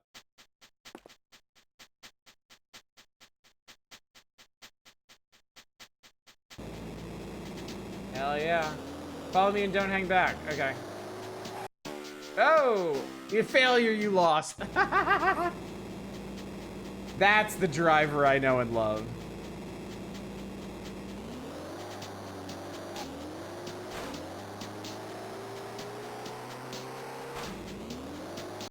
Yep. That's the driver game I know.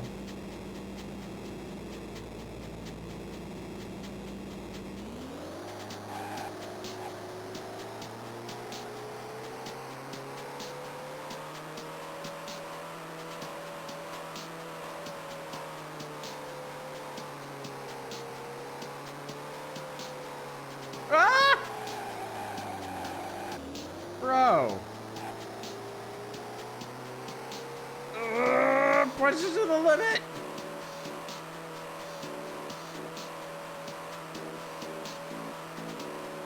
Oh, wow. Oh, wow. This is so cool.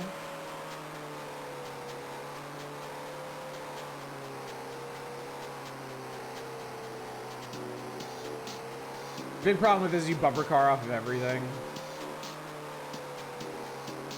I only ever played the original Driver, and that game was so stupid hard. Like, I wanted to like that game, but Jesus Christ, it was impossible.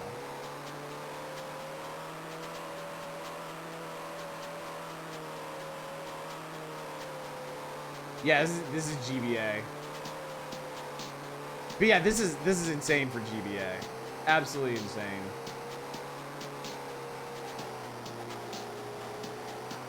No, no, no, no, no, no, no, no, no, no, no, no, no, no. Go. Go, go, go, go, go, go, go, go, go, go. Go, go, go, go, go, go, go, go, go, go.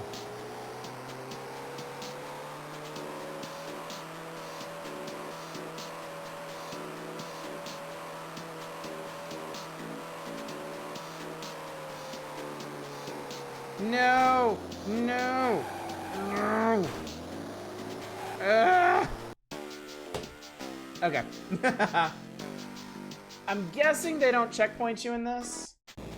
Nope. All right, we're done. All right, we're done here.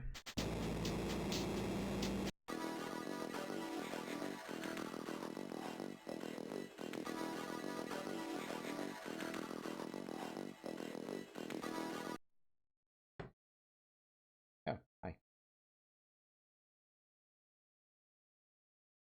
This actually looks really cool on here.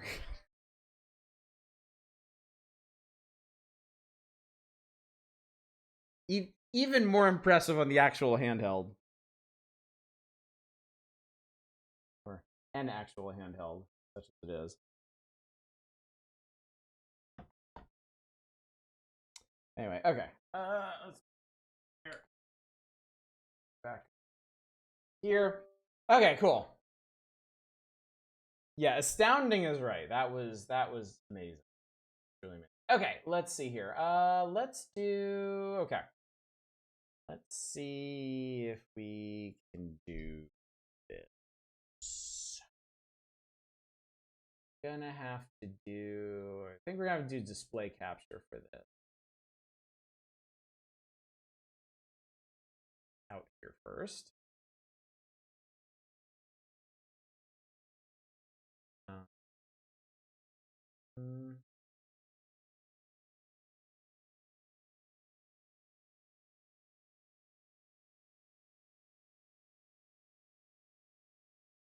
God, I really hope this thing doesn't self-destruct.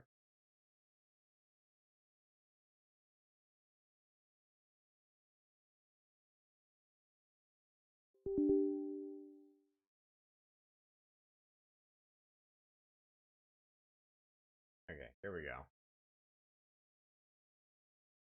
I'm going to attempt to play Die by the Sword for you. Okay, that's a good start. That's definitely positive.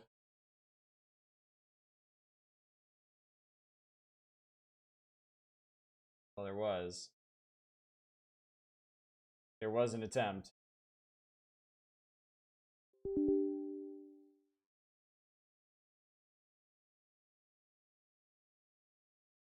Yes, died by the sword.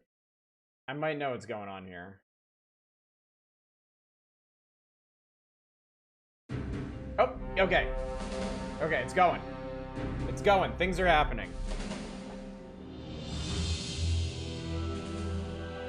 Now, I actually played this back when it came out. Oh boy.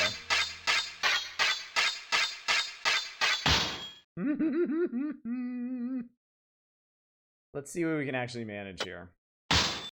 Tutorialize me. Welcome, young warrior, to the training grounds. If you wish to survive your perilous adventures, you will need to train your skills. I have watched your technique, and I find your abilities to be reckless, undisciplined, and unsound. Thus, Why, thank you. I have prepared a series of challenges for you to meet. First, you must learn to move swiftly. Guide yourself forward and backward while turning left and right. You may also sidestep left and right. Run around this room and be sure to hit all 4 corners. When I feel you are ready, I shall raise a wall and reveal a button. A button. Go now and press the button. It will open the bars on the other side of the room. Use the action key. Okay. So yeah, this wants you to use must listen WASD carefully for movement, as we proceed. and then the But if you forget my numpad for instruction, everything else. press the red buttons on the walls, and I will repeat them. The great warrior is a humble warrior. Crouch on your knees and move through this low passage. Use the crouch key. Caps lock. Okay, man. Our playable game on the same engine as GBA Driver 3 V Rally 3 on GBA. The great warrior is quick on his feet. You can leap about by using jump. The crouch is Now not a jump toggle. onto the raised platform. The great warrior is agile. The button on the wall will open the door, and the plate on the floor before you will close the door again. Open the door and jump over the plate so that the door does not close.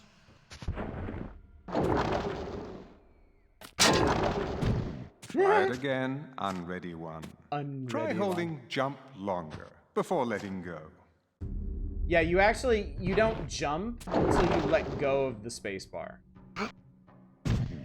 Now you must learn your running jump, unlearned one. Press the button to open the bars. Remember, if you land on the plate, the bars will close and you will have to start again. Okay, so hold caps lock, hold forward, hold space, hold caps lock, hold forward. Jolly good show. But there is still much to be learned. The great warrior is an observant warrior. Use scout mode to get a better look at things. While in First scout person mode. use the movement keys to look around. Then peer more closely at things with the zoom keys. If you look up and to the right, you should see the exit to this room. You cannot reach that high. Now, look Have you to seen your this game played before? left. Possibly, Use not climb on to this get channel. up on the ledge. You may want the normal camera.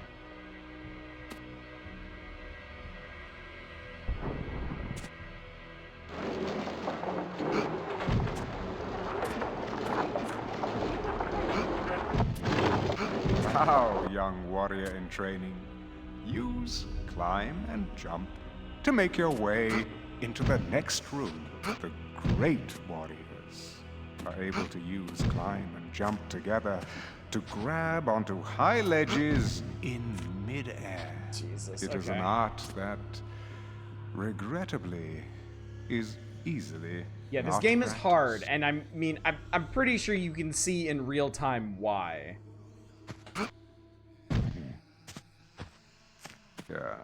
It appears we have happened upon the remains of your predecessor. Not Sheikah's loving a Leland. great warrior. Use the action key to search his and other bodies. Then use action again to open the gate.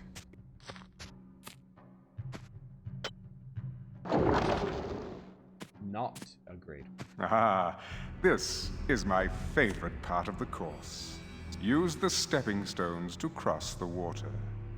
Do not fall in, or you Why does will the voice risk sound like Tim drowning. Curry? Hey, not Tim Curry. Oh Christ, Michael York. Yeah. Do not step on the lava.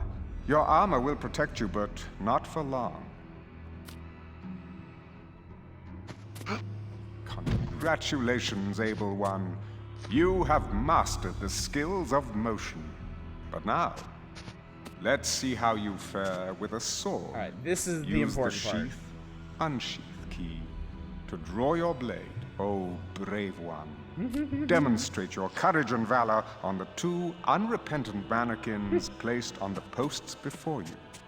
Use the number pad keys to wield your deadly blade.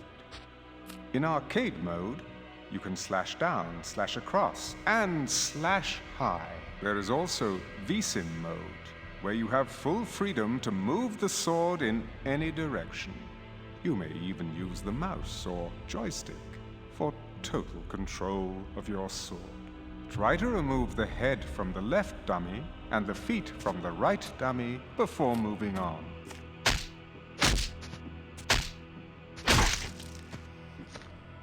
Mouse sword Wiimote. Hey, I did it.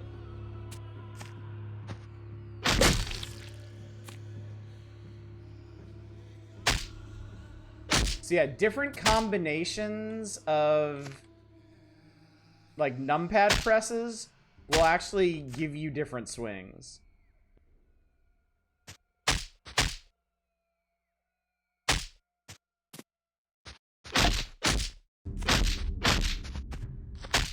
Yeah. This is receiver, but for swords, yeah. Actually, can I use... No, it's not set up for the mouse. Alright, anyway, this is fine.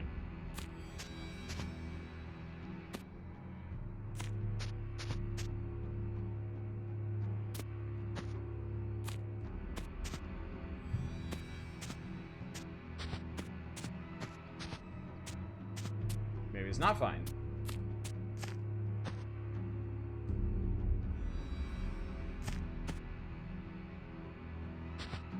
Toggle VSync through the options menu. Well, let's see if we can load the options menu, shall we?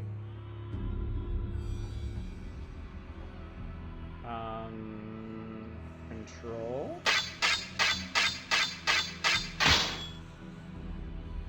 Oh no, that's not what I wanted. It's actually right over. It says... On the right it says keyboard arcade. Maybe it is this? Keyboard VSIM, okay. Okay, cool, that did it. Oh god, oh god, oh god, oh god, oh god, okay. So now each button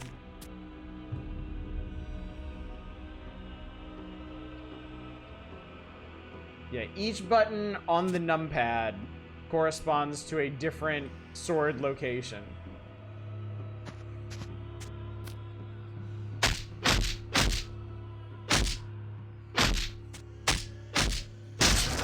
There we go. Okay. Cool. Huzzah!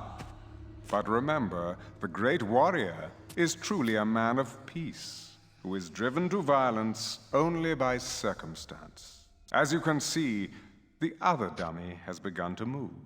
This is simple animatronics, and will not hurt you.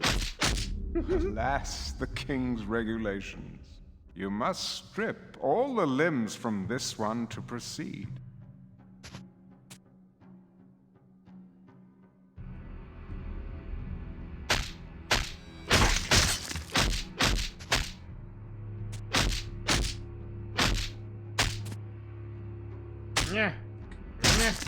Yeah. Arf.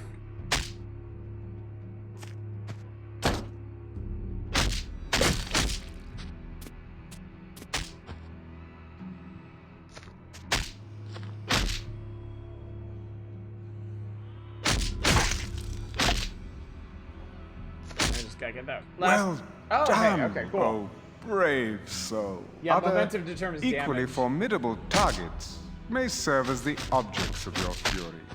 The crates in the corner, for instance. Use your sword to smash the crates open. Ah, look! A piece of meat. How did that get in there? Sheathe your sword and use the action key to pick up the meat. I must admit, I have seen worse performances. Well done, young adventurer. Can't imagine anyone You thought may this was a good idea. proceed through the door in the corner. Do it. It has been a long day, and I see that you are eager for adventure. Ah, such is youth. If you have had enough instruction, you may exit the training grounds to your left, or go right for advanced combat training. Nah, let's go get ourselves killed. Luck be with you on your great quest. May you return a great warrior. Not fucking likely. Not likely in the least.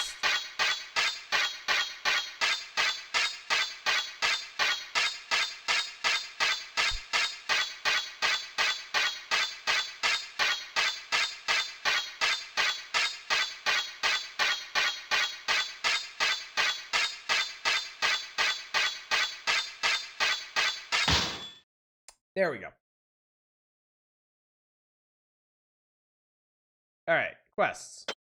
See, that's how it's supposed to be. Die by the sword quest. What is your name?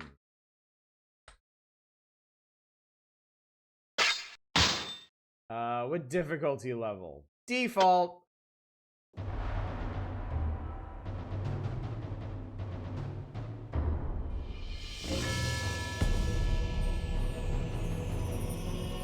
I forgot this game even had a story.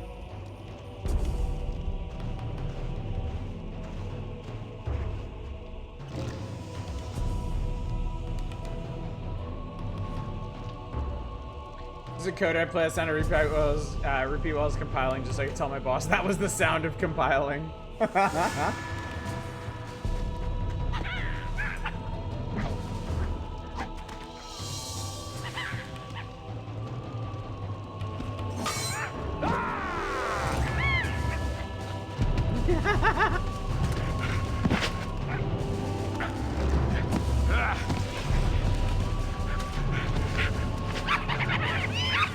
It was a decoy. Maya! Maya!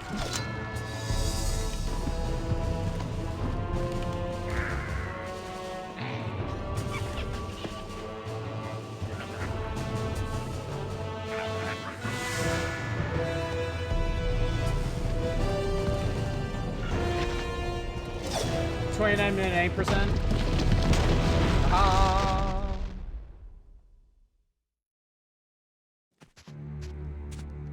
All right, here we go.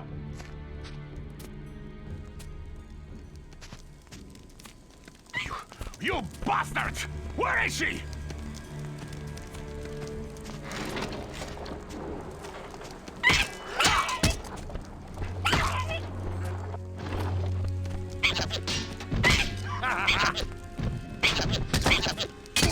Bloody hell! You head like a kobold! I decaffeinated him. Imagine getting the end of the cutscene and then you're dead. Alright, well, I seem to have lost all the flesh from my thighs, but that's okay. I'm sure this won't cause any problems. What's this?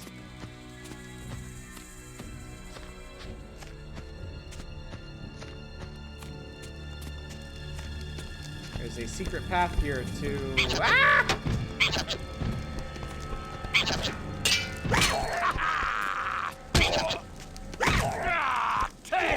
Steel! I'll spill your gore! You look like a kobold! Piece by Brutal. piece. Alright, let's eat that. Ah, a bit of Nash. And it put the flesh back on my See a bones. thing. Nice, okay. Free meats.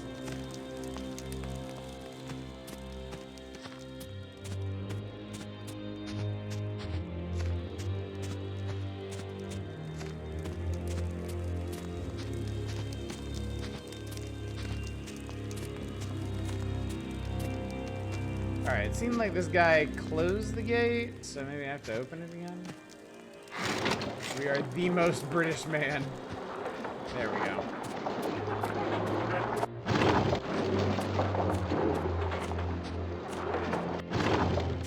Alright, autosave. I have survived thus So far. what's got your fur in a bunch?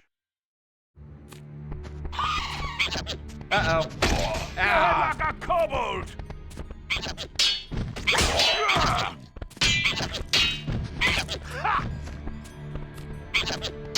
Ow. Spill your guts! Oh, Jesus.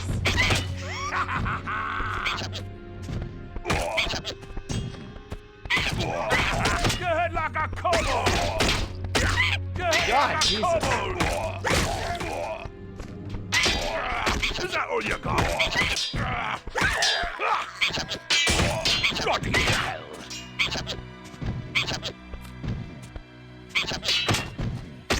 Go ahead like a kobold! Ugh. Howl at ya! Man, this axe guy is scary.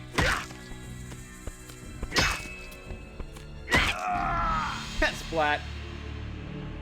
Would you prefer Dark Souls as your protagonist? Yes. Very much.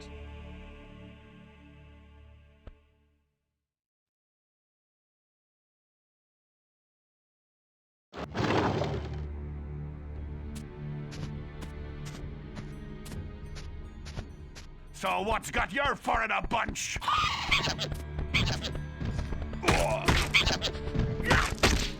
You hit like a kobold!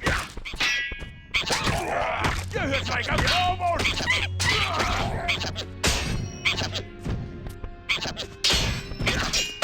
Good hell!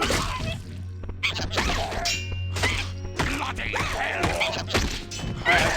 Okay. Hell! I got something that kind of works here.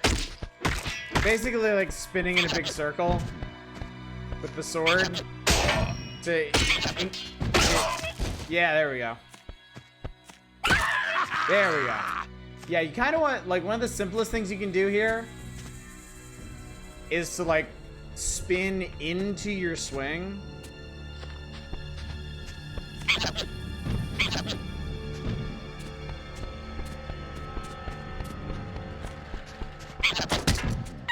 I just want to get to know you inside out! I just want to get to know you inside out.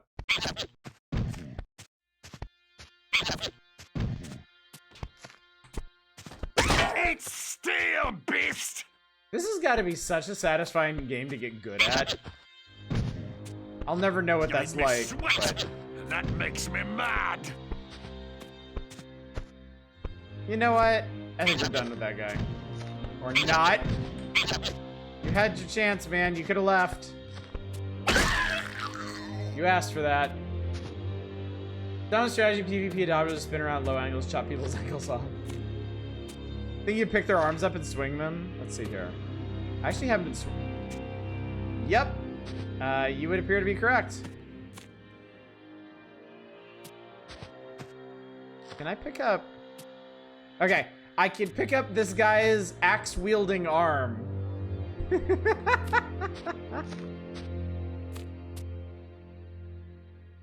Hang on, let's search some of this other Where stuff. now?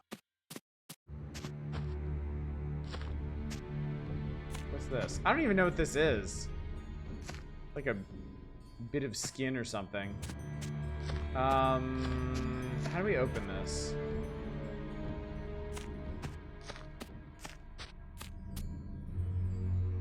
I need a key. Oh, I need a key. Wait. Was that the key that I picked up over? Surely that's not a key, right? I need a key. No, that's not a key. Now it's an immersive sim.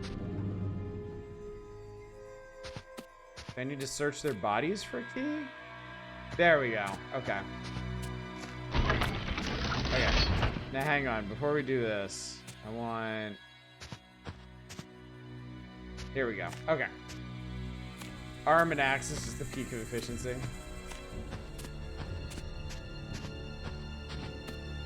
Little worse for oh my god! Oh crap. Oh crap. Oh god.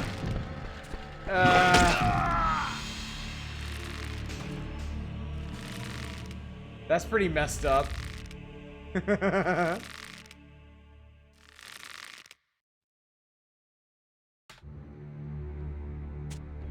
I need a bloody key. Oh my god, you have to open the door. Oh, because it auto-saved before I went through. Literally as far as you ever gotten here. Where now? So I get the idea.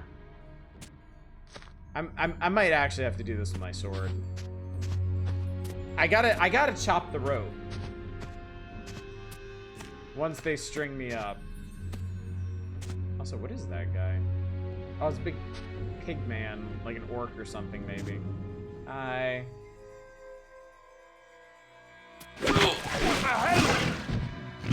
Oh, there we go. Okay. Ow. Hell yeah. Steal!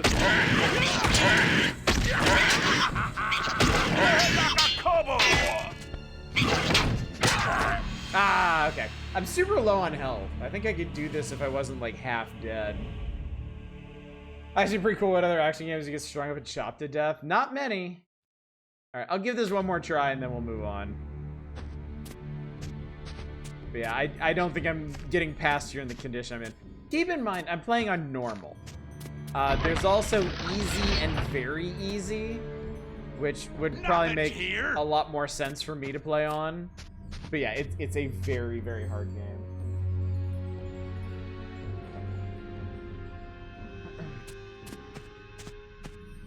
I played this back when it came out, and I did not get very far. I have no idea how far I got, in fact. But there we go.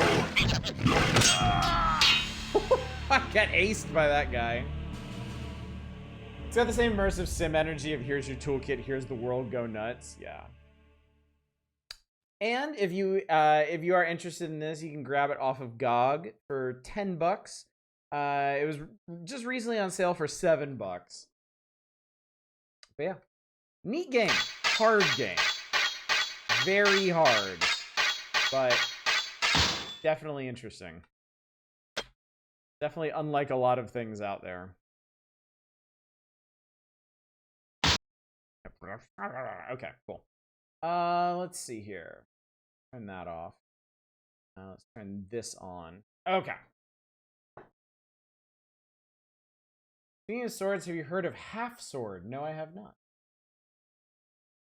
Half a sword, right?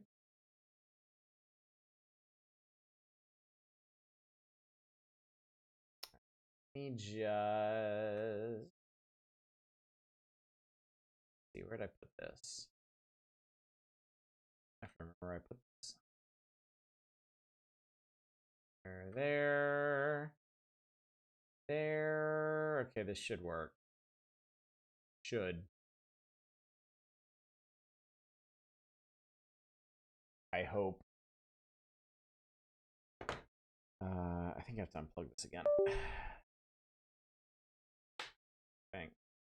Stab by the sword, live by the calligraphy. Pretty much every Wuxia movie ever. All right. 1 second to get this. There we go.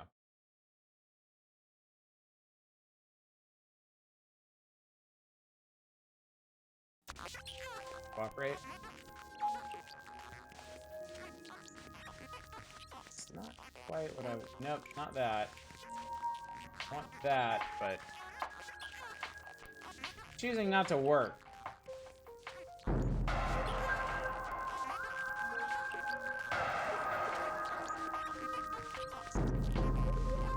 Hang on, let me try something.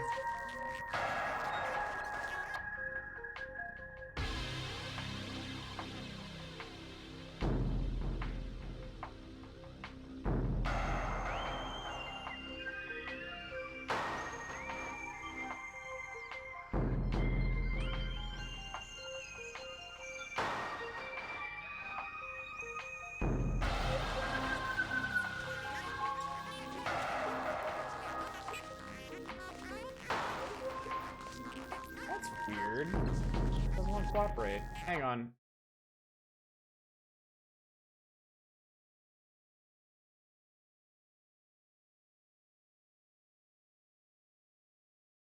Maybe Metroid Prime about to lose my shit.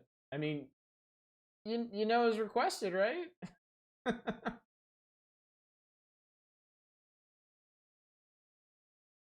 I can just get this thing to acknowledge what's going on here.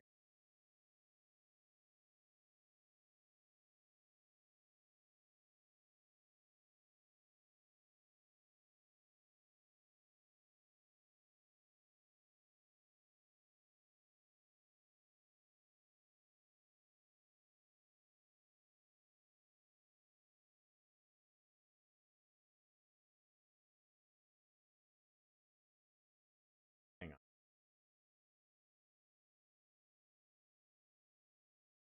No, not that. That.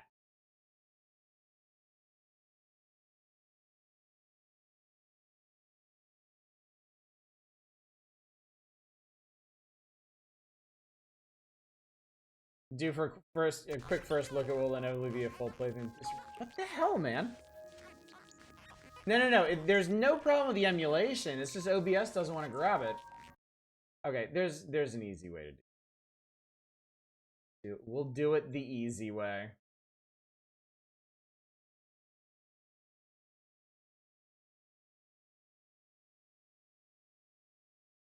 Do display capture. Yeah.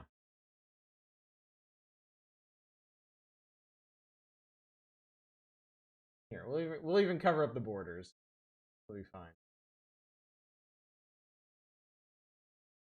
I mean, eventually this is what the Power Hours is going to become anyway, so.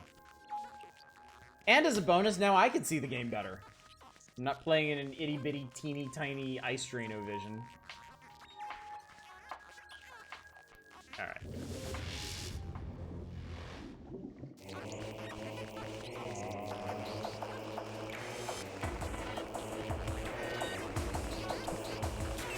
Oh, I should get a GameCube? No. If I got a GameCube, I'd have to get games for it. It's one of the few systems that's prohibitively more expensive than trying to collect stuff for the Super Nintendo. No, GameCube is going to be emulation only around here. Because I don't want to end up broke.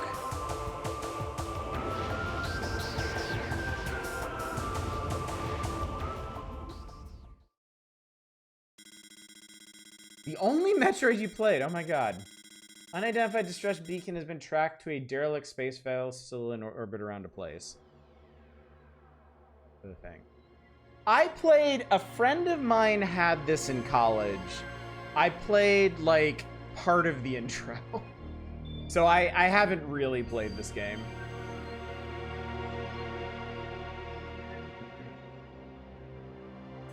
This is emulate. So it turns out, GameCube emulation is excellent. If you've got your shit set up correctly, like, emulated GameCube games look better than actual GameCube games. That is generally my problem with emulation.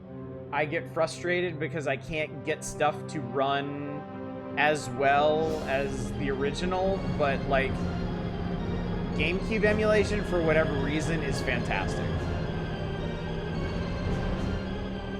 I remember that from doing Eternal Darkness.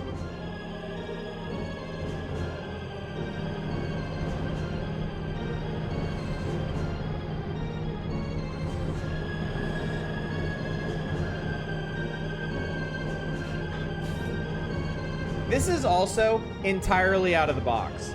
I have not customized anything about this. The Dolphin emulator can do a whole lot of stuff that the GameCube couldn't. So this is literally just download the thing and start playing, and it looks this good.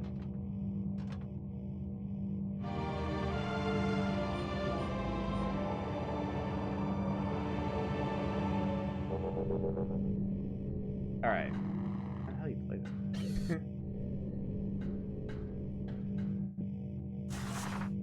Hey, I can be a ball. Neat.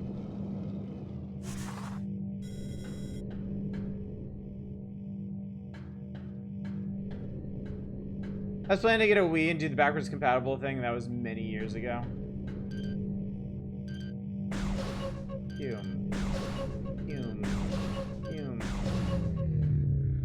Star Morph Ball is truly the best Metroid. Next time, force field controls are offline. Scan the central pillar to activate them. Press net to switch to the net. Animal objects appear as net. Nope. Okay. Aha. Okay. Force field activation switches are now online. This is the only game you tried speedrunning. Can't remember your personal best. Pretty sure it was like 3 hours.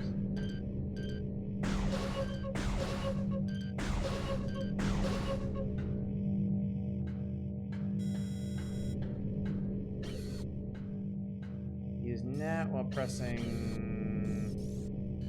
Aha, okay. I see.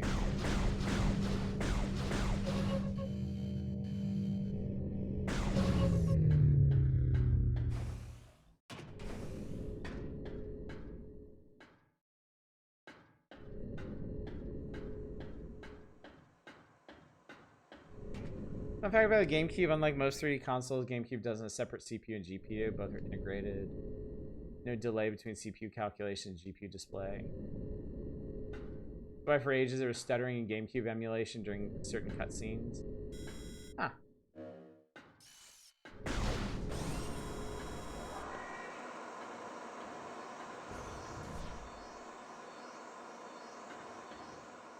You like... Oh, hey. That's a thing. Deck Alpha, emergency evacuation area, environment unstable. Oh, sweet Jesus, there's a lot of these. Deck Gamma, reactor core and propulsion environment normal. Entrance exterior docking hangar.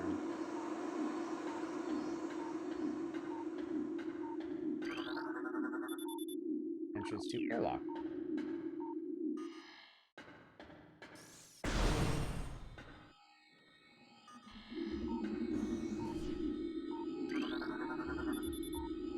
Airlock repressurization successful. This shit is early in GameCube's life. It was part of Nintendo's advertising the GameCube was the most powerful system at the time.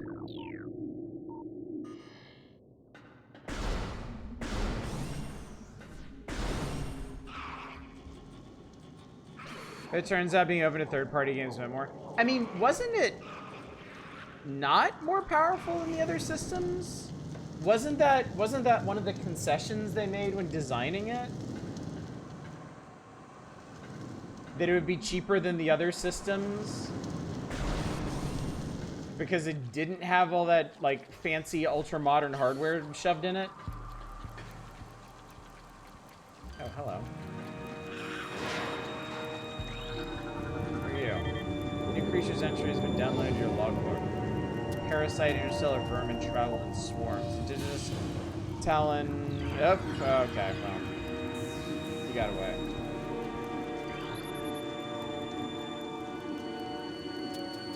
Biohazardous materials, Phazon batch. Hey, we were talking about Phazons yesterday in Odin Sphere, weren't we? GameCube was decidedly weaker hardware, at least unlike PS2 is fairly PC-like. Yeah, that's important. That is definitely important. Like, look, I don't necessarily, like, I don't subscribe to the whole console war bullshit. I got all that out of my system in grade school. Like, there's nothing wrong with a system being like weaker in terms of hardware, especially if there's certain trade-offs to that. Like, for one thing, being a much lower price point, and for another thing, being much easier to design for.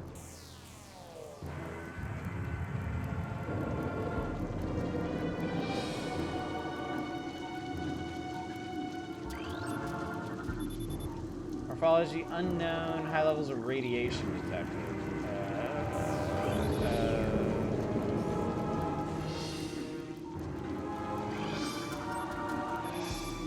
Space Pirate. Death caused by severe flame damage to exoskeleton.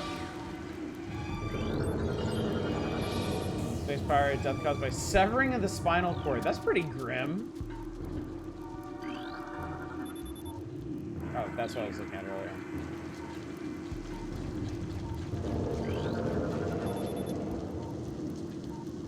Despite being the weakest, I learned the hard way. GameCube ports play better than the PS2 ports. Hell, that goofy archetype. Yeah, that was always very notable to me. Was that just, like GameCube stuff just always played better.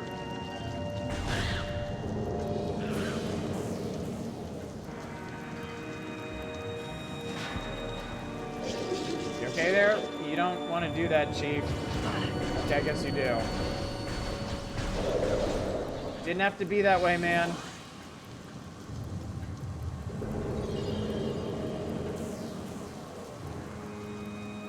I was wondering if Retro is a little inspired by System Shock with the environmental storytelling. Probably. System Shock casts a very long shadow. Because the PS2's weak architecture, a lot of ports run weaker on the PS2 than the GameCube. There are a lot of corners that need to be cut. Some of those ports need to keep working. I'm not sure that's entirely accurate. Because there were a few games like Metal Gear Solid 2 that both looked and played better than GameCube games. But it's because they knew precisely how to design for it, and the vast majority of developers working on PS2 did not and didn't want to bother.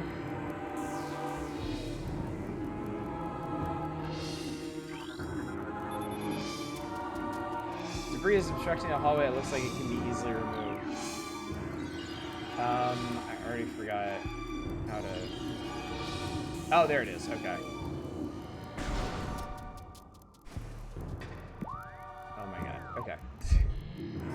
Okay, so I need to hold right and then the movement button and then hold left to... But that doesn't work. Okay, you know what? I'm just not gonna scan. Fine.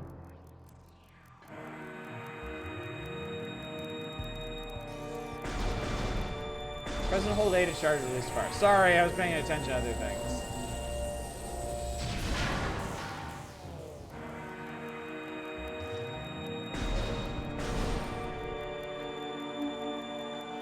PS2's deliberately was oblique with some of the design standards. Big deals with water because they didn't explain how polygons were rendered.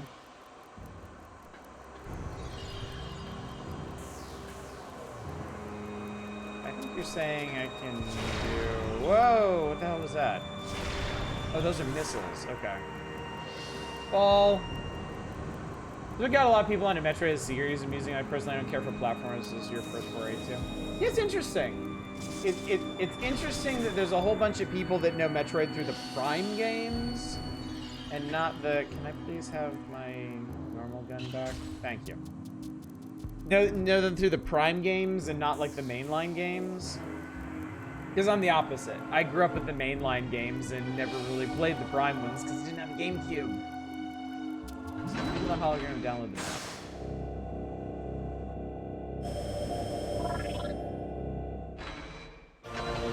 Yeah, it's so interesting.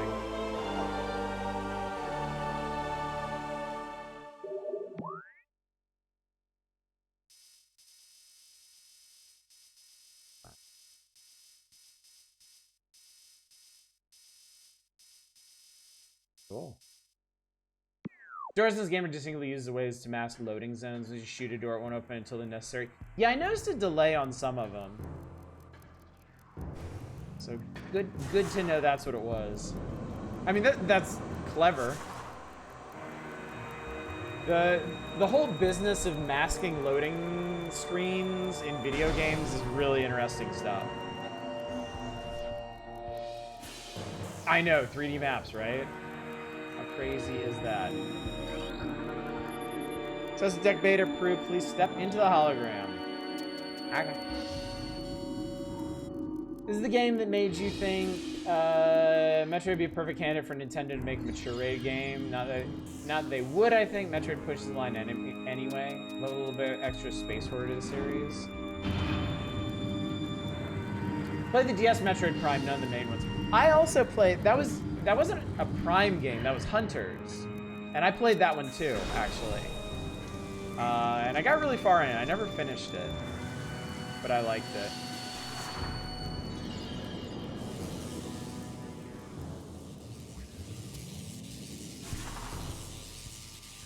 Metroid Dread is Metroid 5.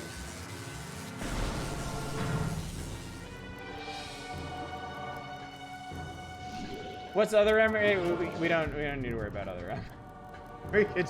We can just not worry about that, I think. Doesn't have any invisible walls in it whatsoever. Oh, that's interesting. Yeah, that guy. I'm sorry, buddy. Don't mean to execute you, but I guess Sam is out for blood today. Oh, M-rated? I don't remember.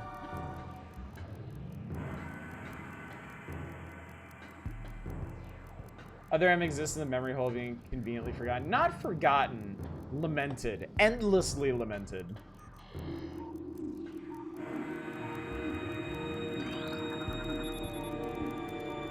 Mutation of the carapace larva became rigid. The carapace is quite resilient, able to resist the attack of many predators.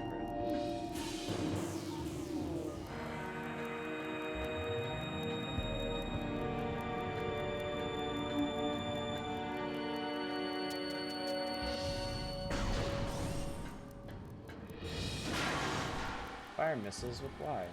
I feel like an M-rated Metroid need to be a little gratuitous, get there anyway. That's also kind of what I was thinking. Like, what would an M-rated Metroid even be like? I mean, you'd need to go hard into like bloody body horror, or just like, oh crap, like evisceration and stuff.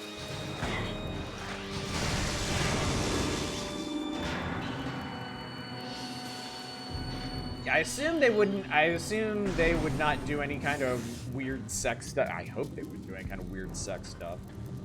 Jesus. In a way, keeping Metroid from M protects Samus from nonsense. I think that's a good point. Yeah.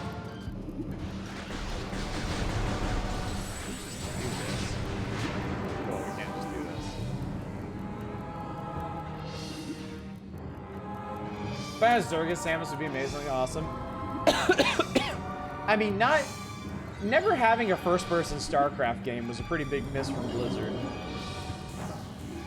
They had the makings of that third-person action-adventure game based on their Ghost character that never came to fruition. Phase Fusion Stage 4 Larva Diagnostic. Investment cell structure failing. This whole phase-on thing seems like a bad idea. What's this? New pirate data's entry has been downloaded to your logbook. Cool. ZB has fallen. All ground personnel are presumed dead, either killed by the Hunter clan, Hunter clad in metal, or the subsequent destruction of the underground facilities. Our research frigates Orphean, Syracuse, and Volparagum were in orbit at 0 hour man's retreat. Free Orphean is now docked at Vortex Outpost. Orphean's cargo appears to have 100% survival rate. Metroids are healthy. Unrestricted feeding schedules due to uncertain supply status. We're ready to begin research on the Metroids and other promising life forms. Security status remains code blue. No signs of pursuit from the Hunter.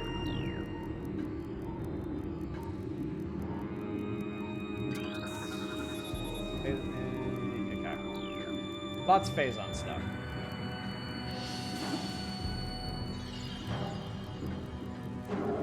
When I do a full playthrough of this game, I'll scan all the things, Trad. Don't worry.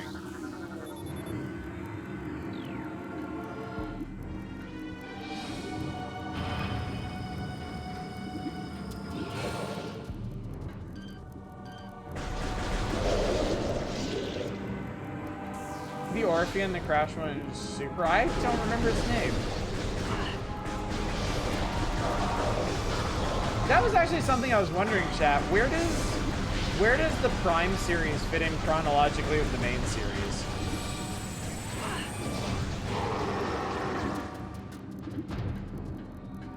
I remember enjoying reading everything in this game. It sure is a lot of stuff to read. I've heard people complain, take note of just how much scanning there is in this game. Between 1 and 2? Oh, wow.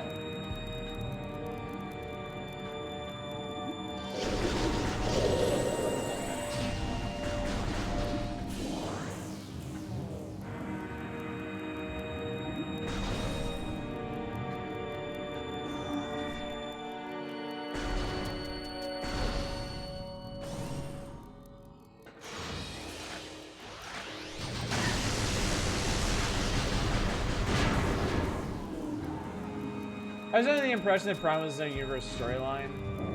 I want to say there's some stuff that crosses over, but I can't think of what it would be at the moment.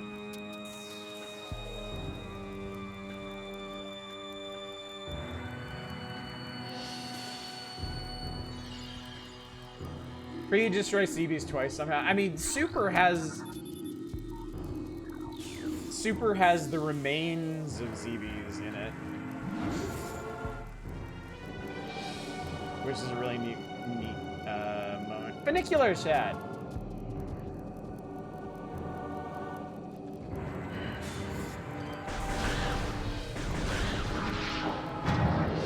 Whoa, hello there, Chief.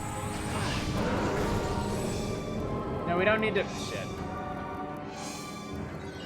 Zero Mason retcons that he uses destroying the pipe. I mean, that makes a lot more sense. Because you're not traveling a whole planet in Metroid 1, certainly. And then in Super, it's pretty clear that all that stuff is there on the planet. And then you do blow up the planet, so.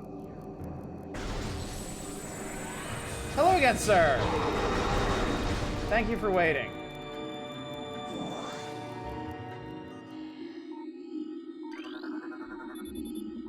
Door lock enabled. Please insert metallic sphere to open door. Really? And it just so happens that Samus can roll herself up into a door key. The plan was a shithole anyway.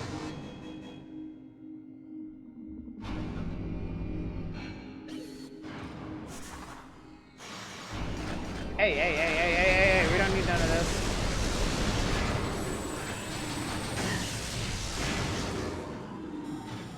Later Prime games have the pirates look like they do in the 2D games with the lobster hands. Press and hold an A to draw in pickups? Oh, that's neat. That's pretty cool.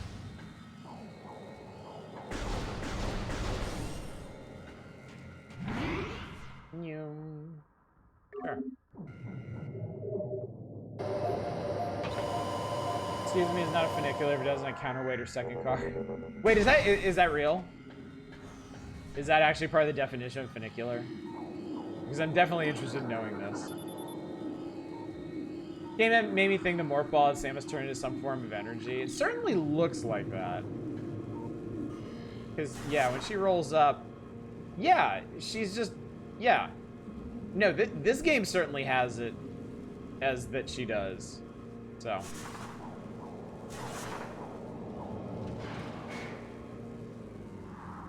Which, I mean, isn't necessarily a bad way of looking at it. Because, yeah, we're not exactly doing conservation of mass here. No, let me in. What the hell, man? There's a log about the pirates making their own morph ball. I think I've heard of that. There we go. Funicular operated by visible with counterbalance. Okay. I just call all diagonal elevators funiculars because I don't know any better. Sweet Jesus, that thing is huge.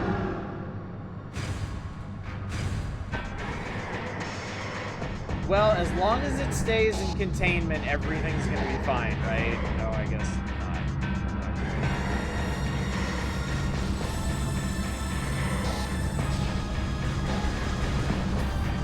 Oh, you can dash in this. Okay, cool.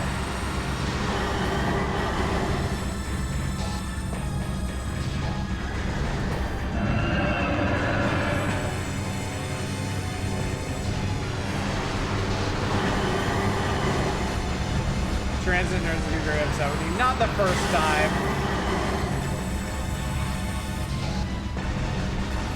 Scan this enemy to find its weak spot? Really?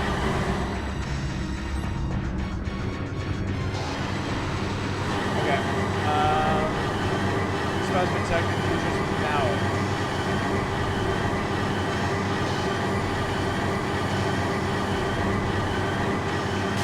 Oh, ow.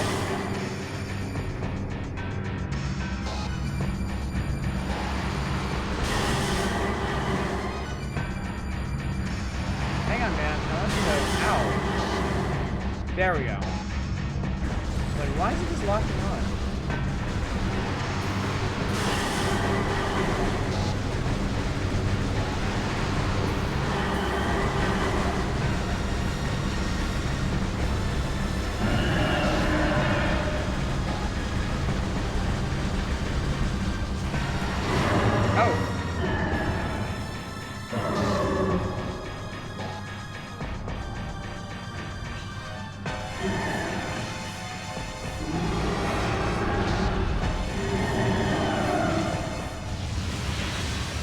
Jesus. Evacuate immediately. Okay. Evacuate immediately. Load bearing boss. Evacuate immediately.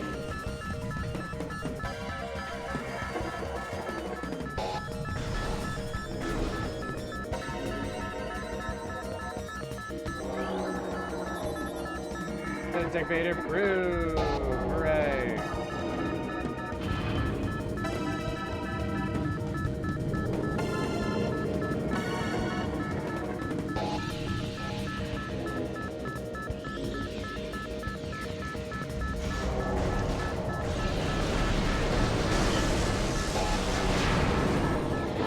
Oh, my lord.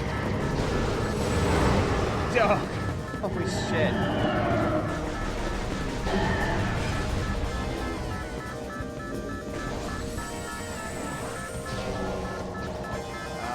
I think we're going that way.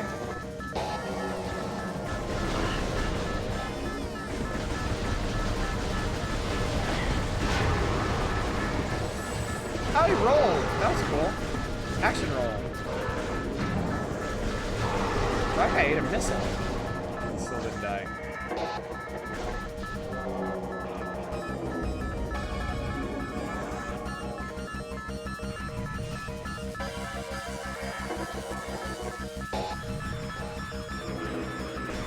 Ah, that's horrible.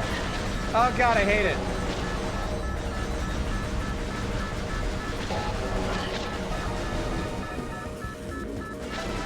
God, being Samus is kind of tough.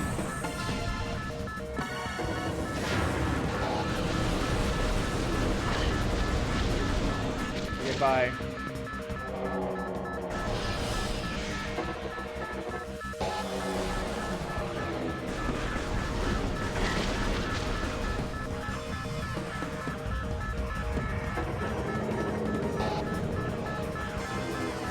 Nope. This is Time Crisis 4. God, I was thinking the same thing. All those stupid swarms in that game.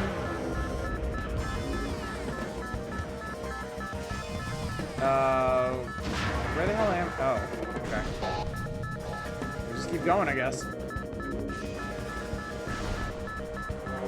I was already wanting to play these, but you sold it for sure.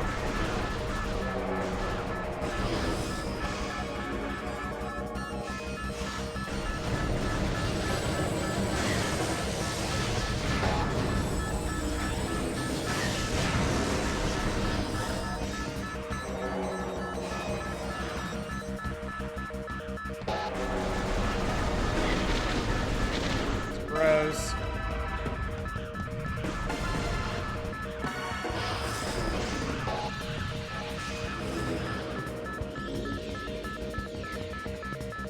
This is quite an escape sequence.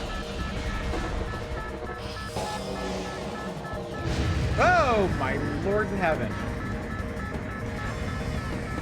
Why do you have this in a space station? What the hell is wrong with you?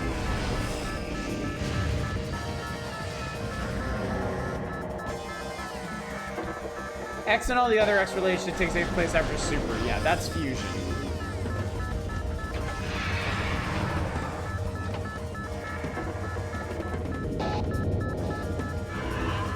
Oh, I know that asshole.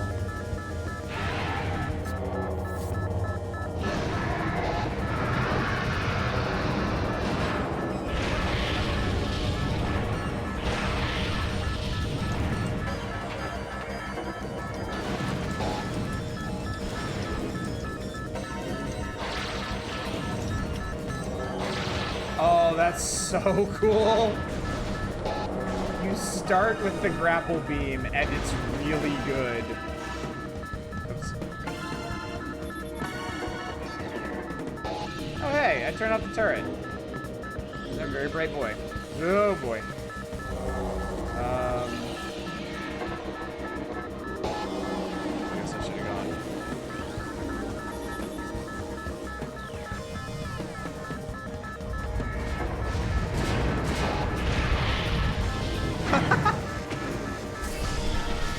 Oh. Oh. Never mind.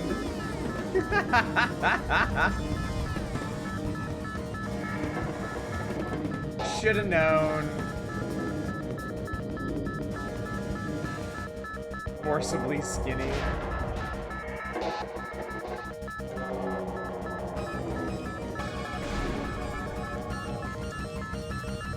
At least there's explain this time.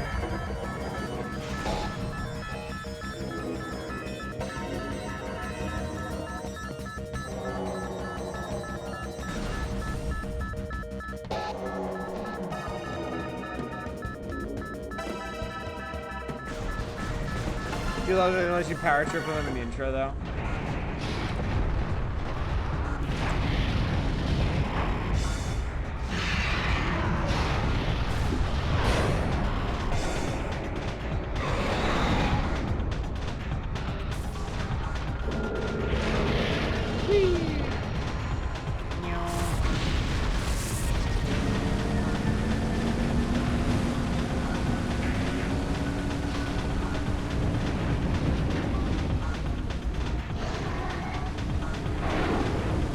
Why he flapping his wings in space, though? It's basically built around a single analog stick. It makes you feel like you're maneuvering Samus' power suit. You're powerful, a little clunky. Feeling somewhat lost in the remasters, they give you standard dual stick controls. I think this might be one of the cases where, like, gameplay should probably trump game feel, because I really, really want this to be a more conventional first-person game. That's kind of the same argument people use to justify tank controls, and I don't really go in for that one either.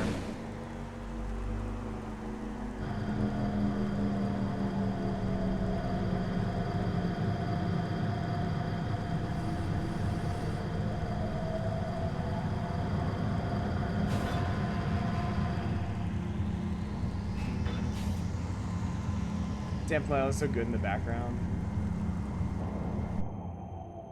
Sure, yeah. Yeah, I keep nudging the right stick, hoping it's gonna let me look around, and it doesn't.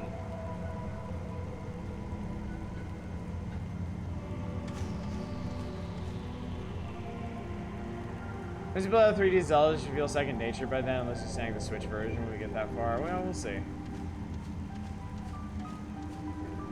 We'll see what we end up doing.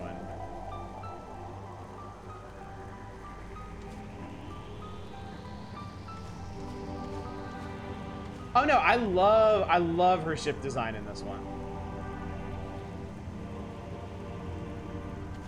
I thought it was kind of clever of them to replace those, like, the balls on the bottom of the ship with actual thrusters. Makes it kind of insectoid in a way, and I like that. Feels very fitting for the series. You can sequence break since the ship has weird gravity around it. Oh, you can get up to like up there or something. Prime 3's control scheme is by far your favorite. I was shocked how good it felt to aim using the remote. I mean, the Wii was made for, like, oh, hey guys. The Wii was basically made for, like, first and third person shooters. I still maintain the Wii version of Resident Evil 4 is the best version of it. Just because you can play it with the Wiimote. So you're spending the rest of the night on this? I had this in mind in case we did end up spending longer than I expected on games, and we did. I wasn't actually expecting to spend as long on the Game Boy games as we ended up going. The only game I missed out on is Roller Coaster Tycoon, and honestly, we're probably gonna do like a full democratic playthrough of Roller Coaster Tycoon sooner rather than later, so.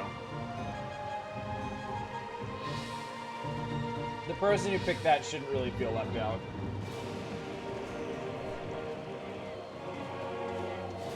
Alright, later, Tradon. Have a good one.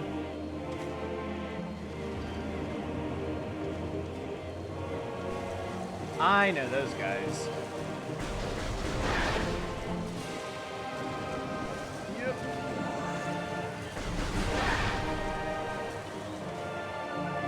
Two, I'm going to do a bounce. All right, Hildy. Have a good one. We'll see you next time.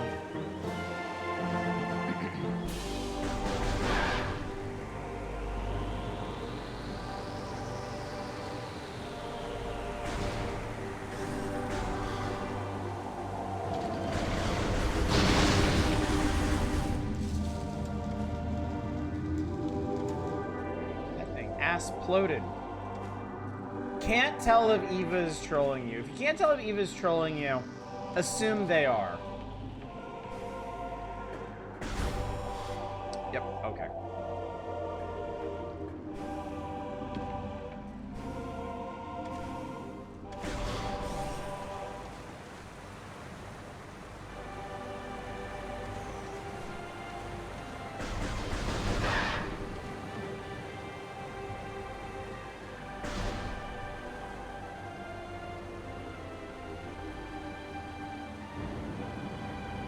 Let's go this way. Oh!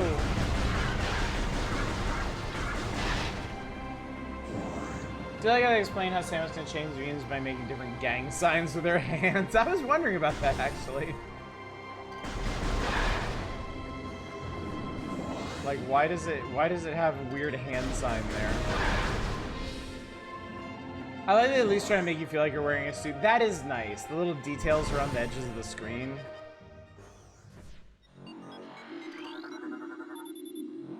Access to Chozo Ruins West granted. Cool. Beep, beep, beep, beep, beep. Birds give me strength. Let me do the hand sign, show what she's doing inside the suit. That's just neat. It is. It is. She's gonna black out.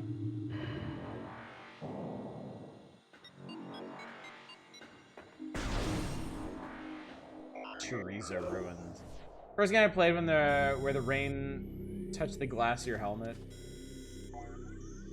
Seismic disturbance at ruin site. Okay. Yeah, it's probably those little fuckers.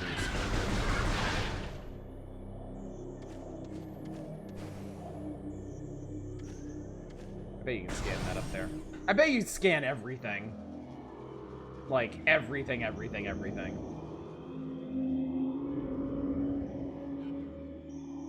I bet going for 100% scan completion is infuriating.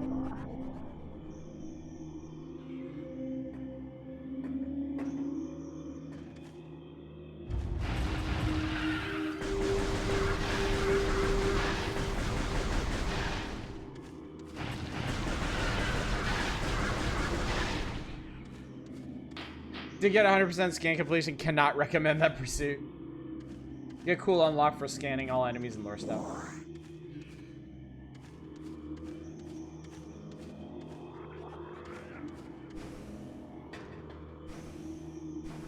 She's kind of an OG badass, Drake Mill. You're right about that. Okay, that looks cool.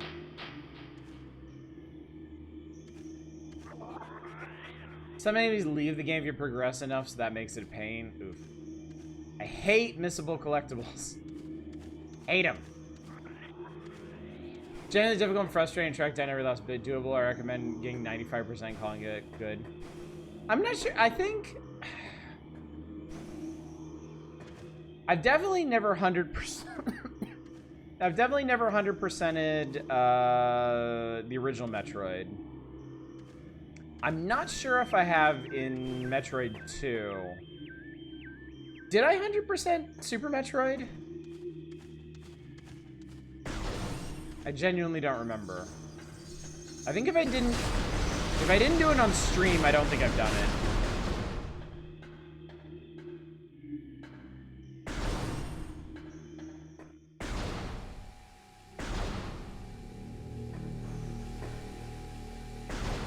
Laser eyeballs. Okay. Sure, why not?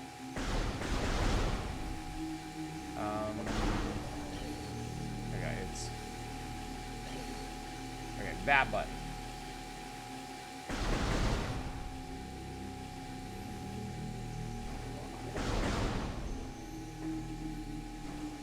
I guess you can also just jump up and shoot them.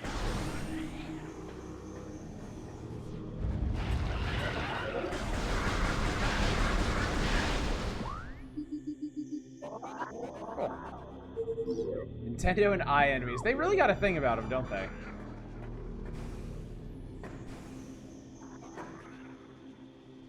Like, it can't just be coincidence. It's gotta be a thing.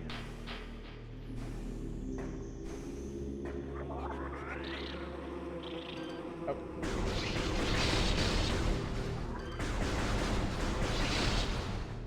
Vertical look inversion option of Desire. It's got a weird name, though.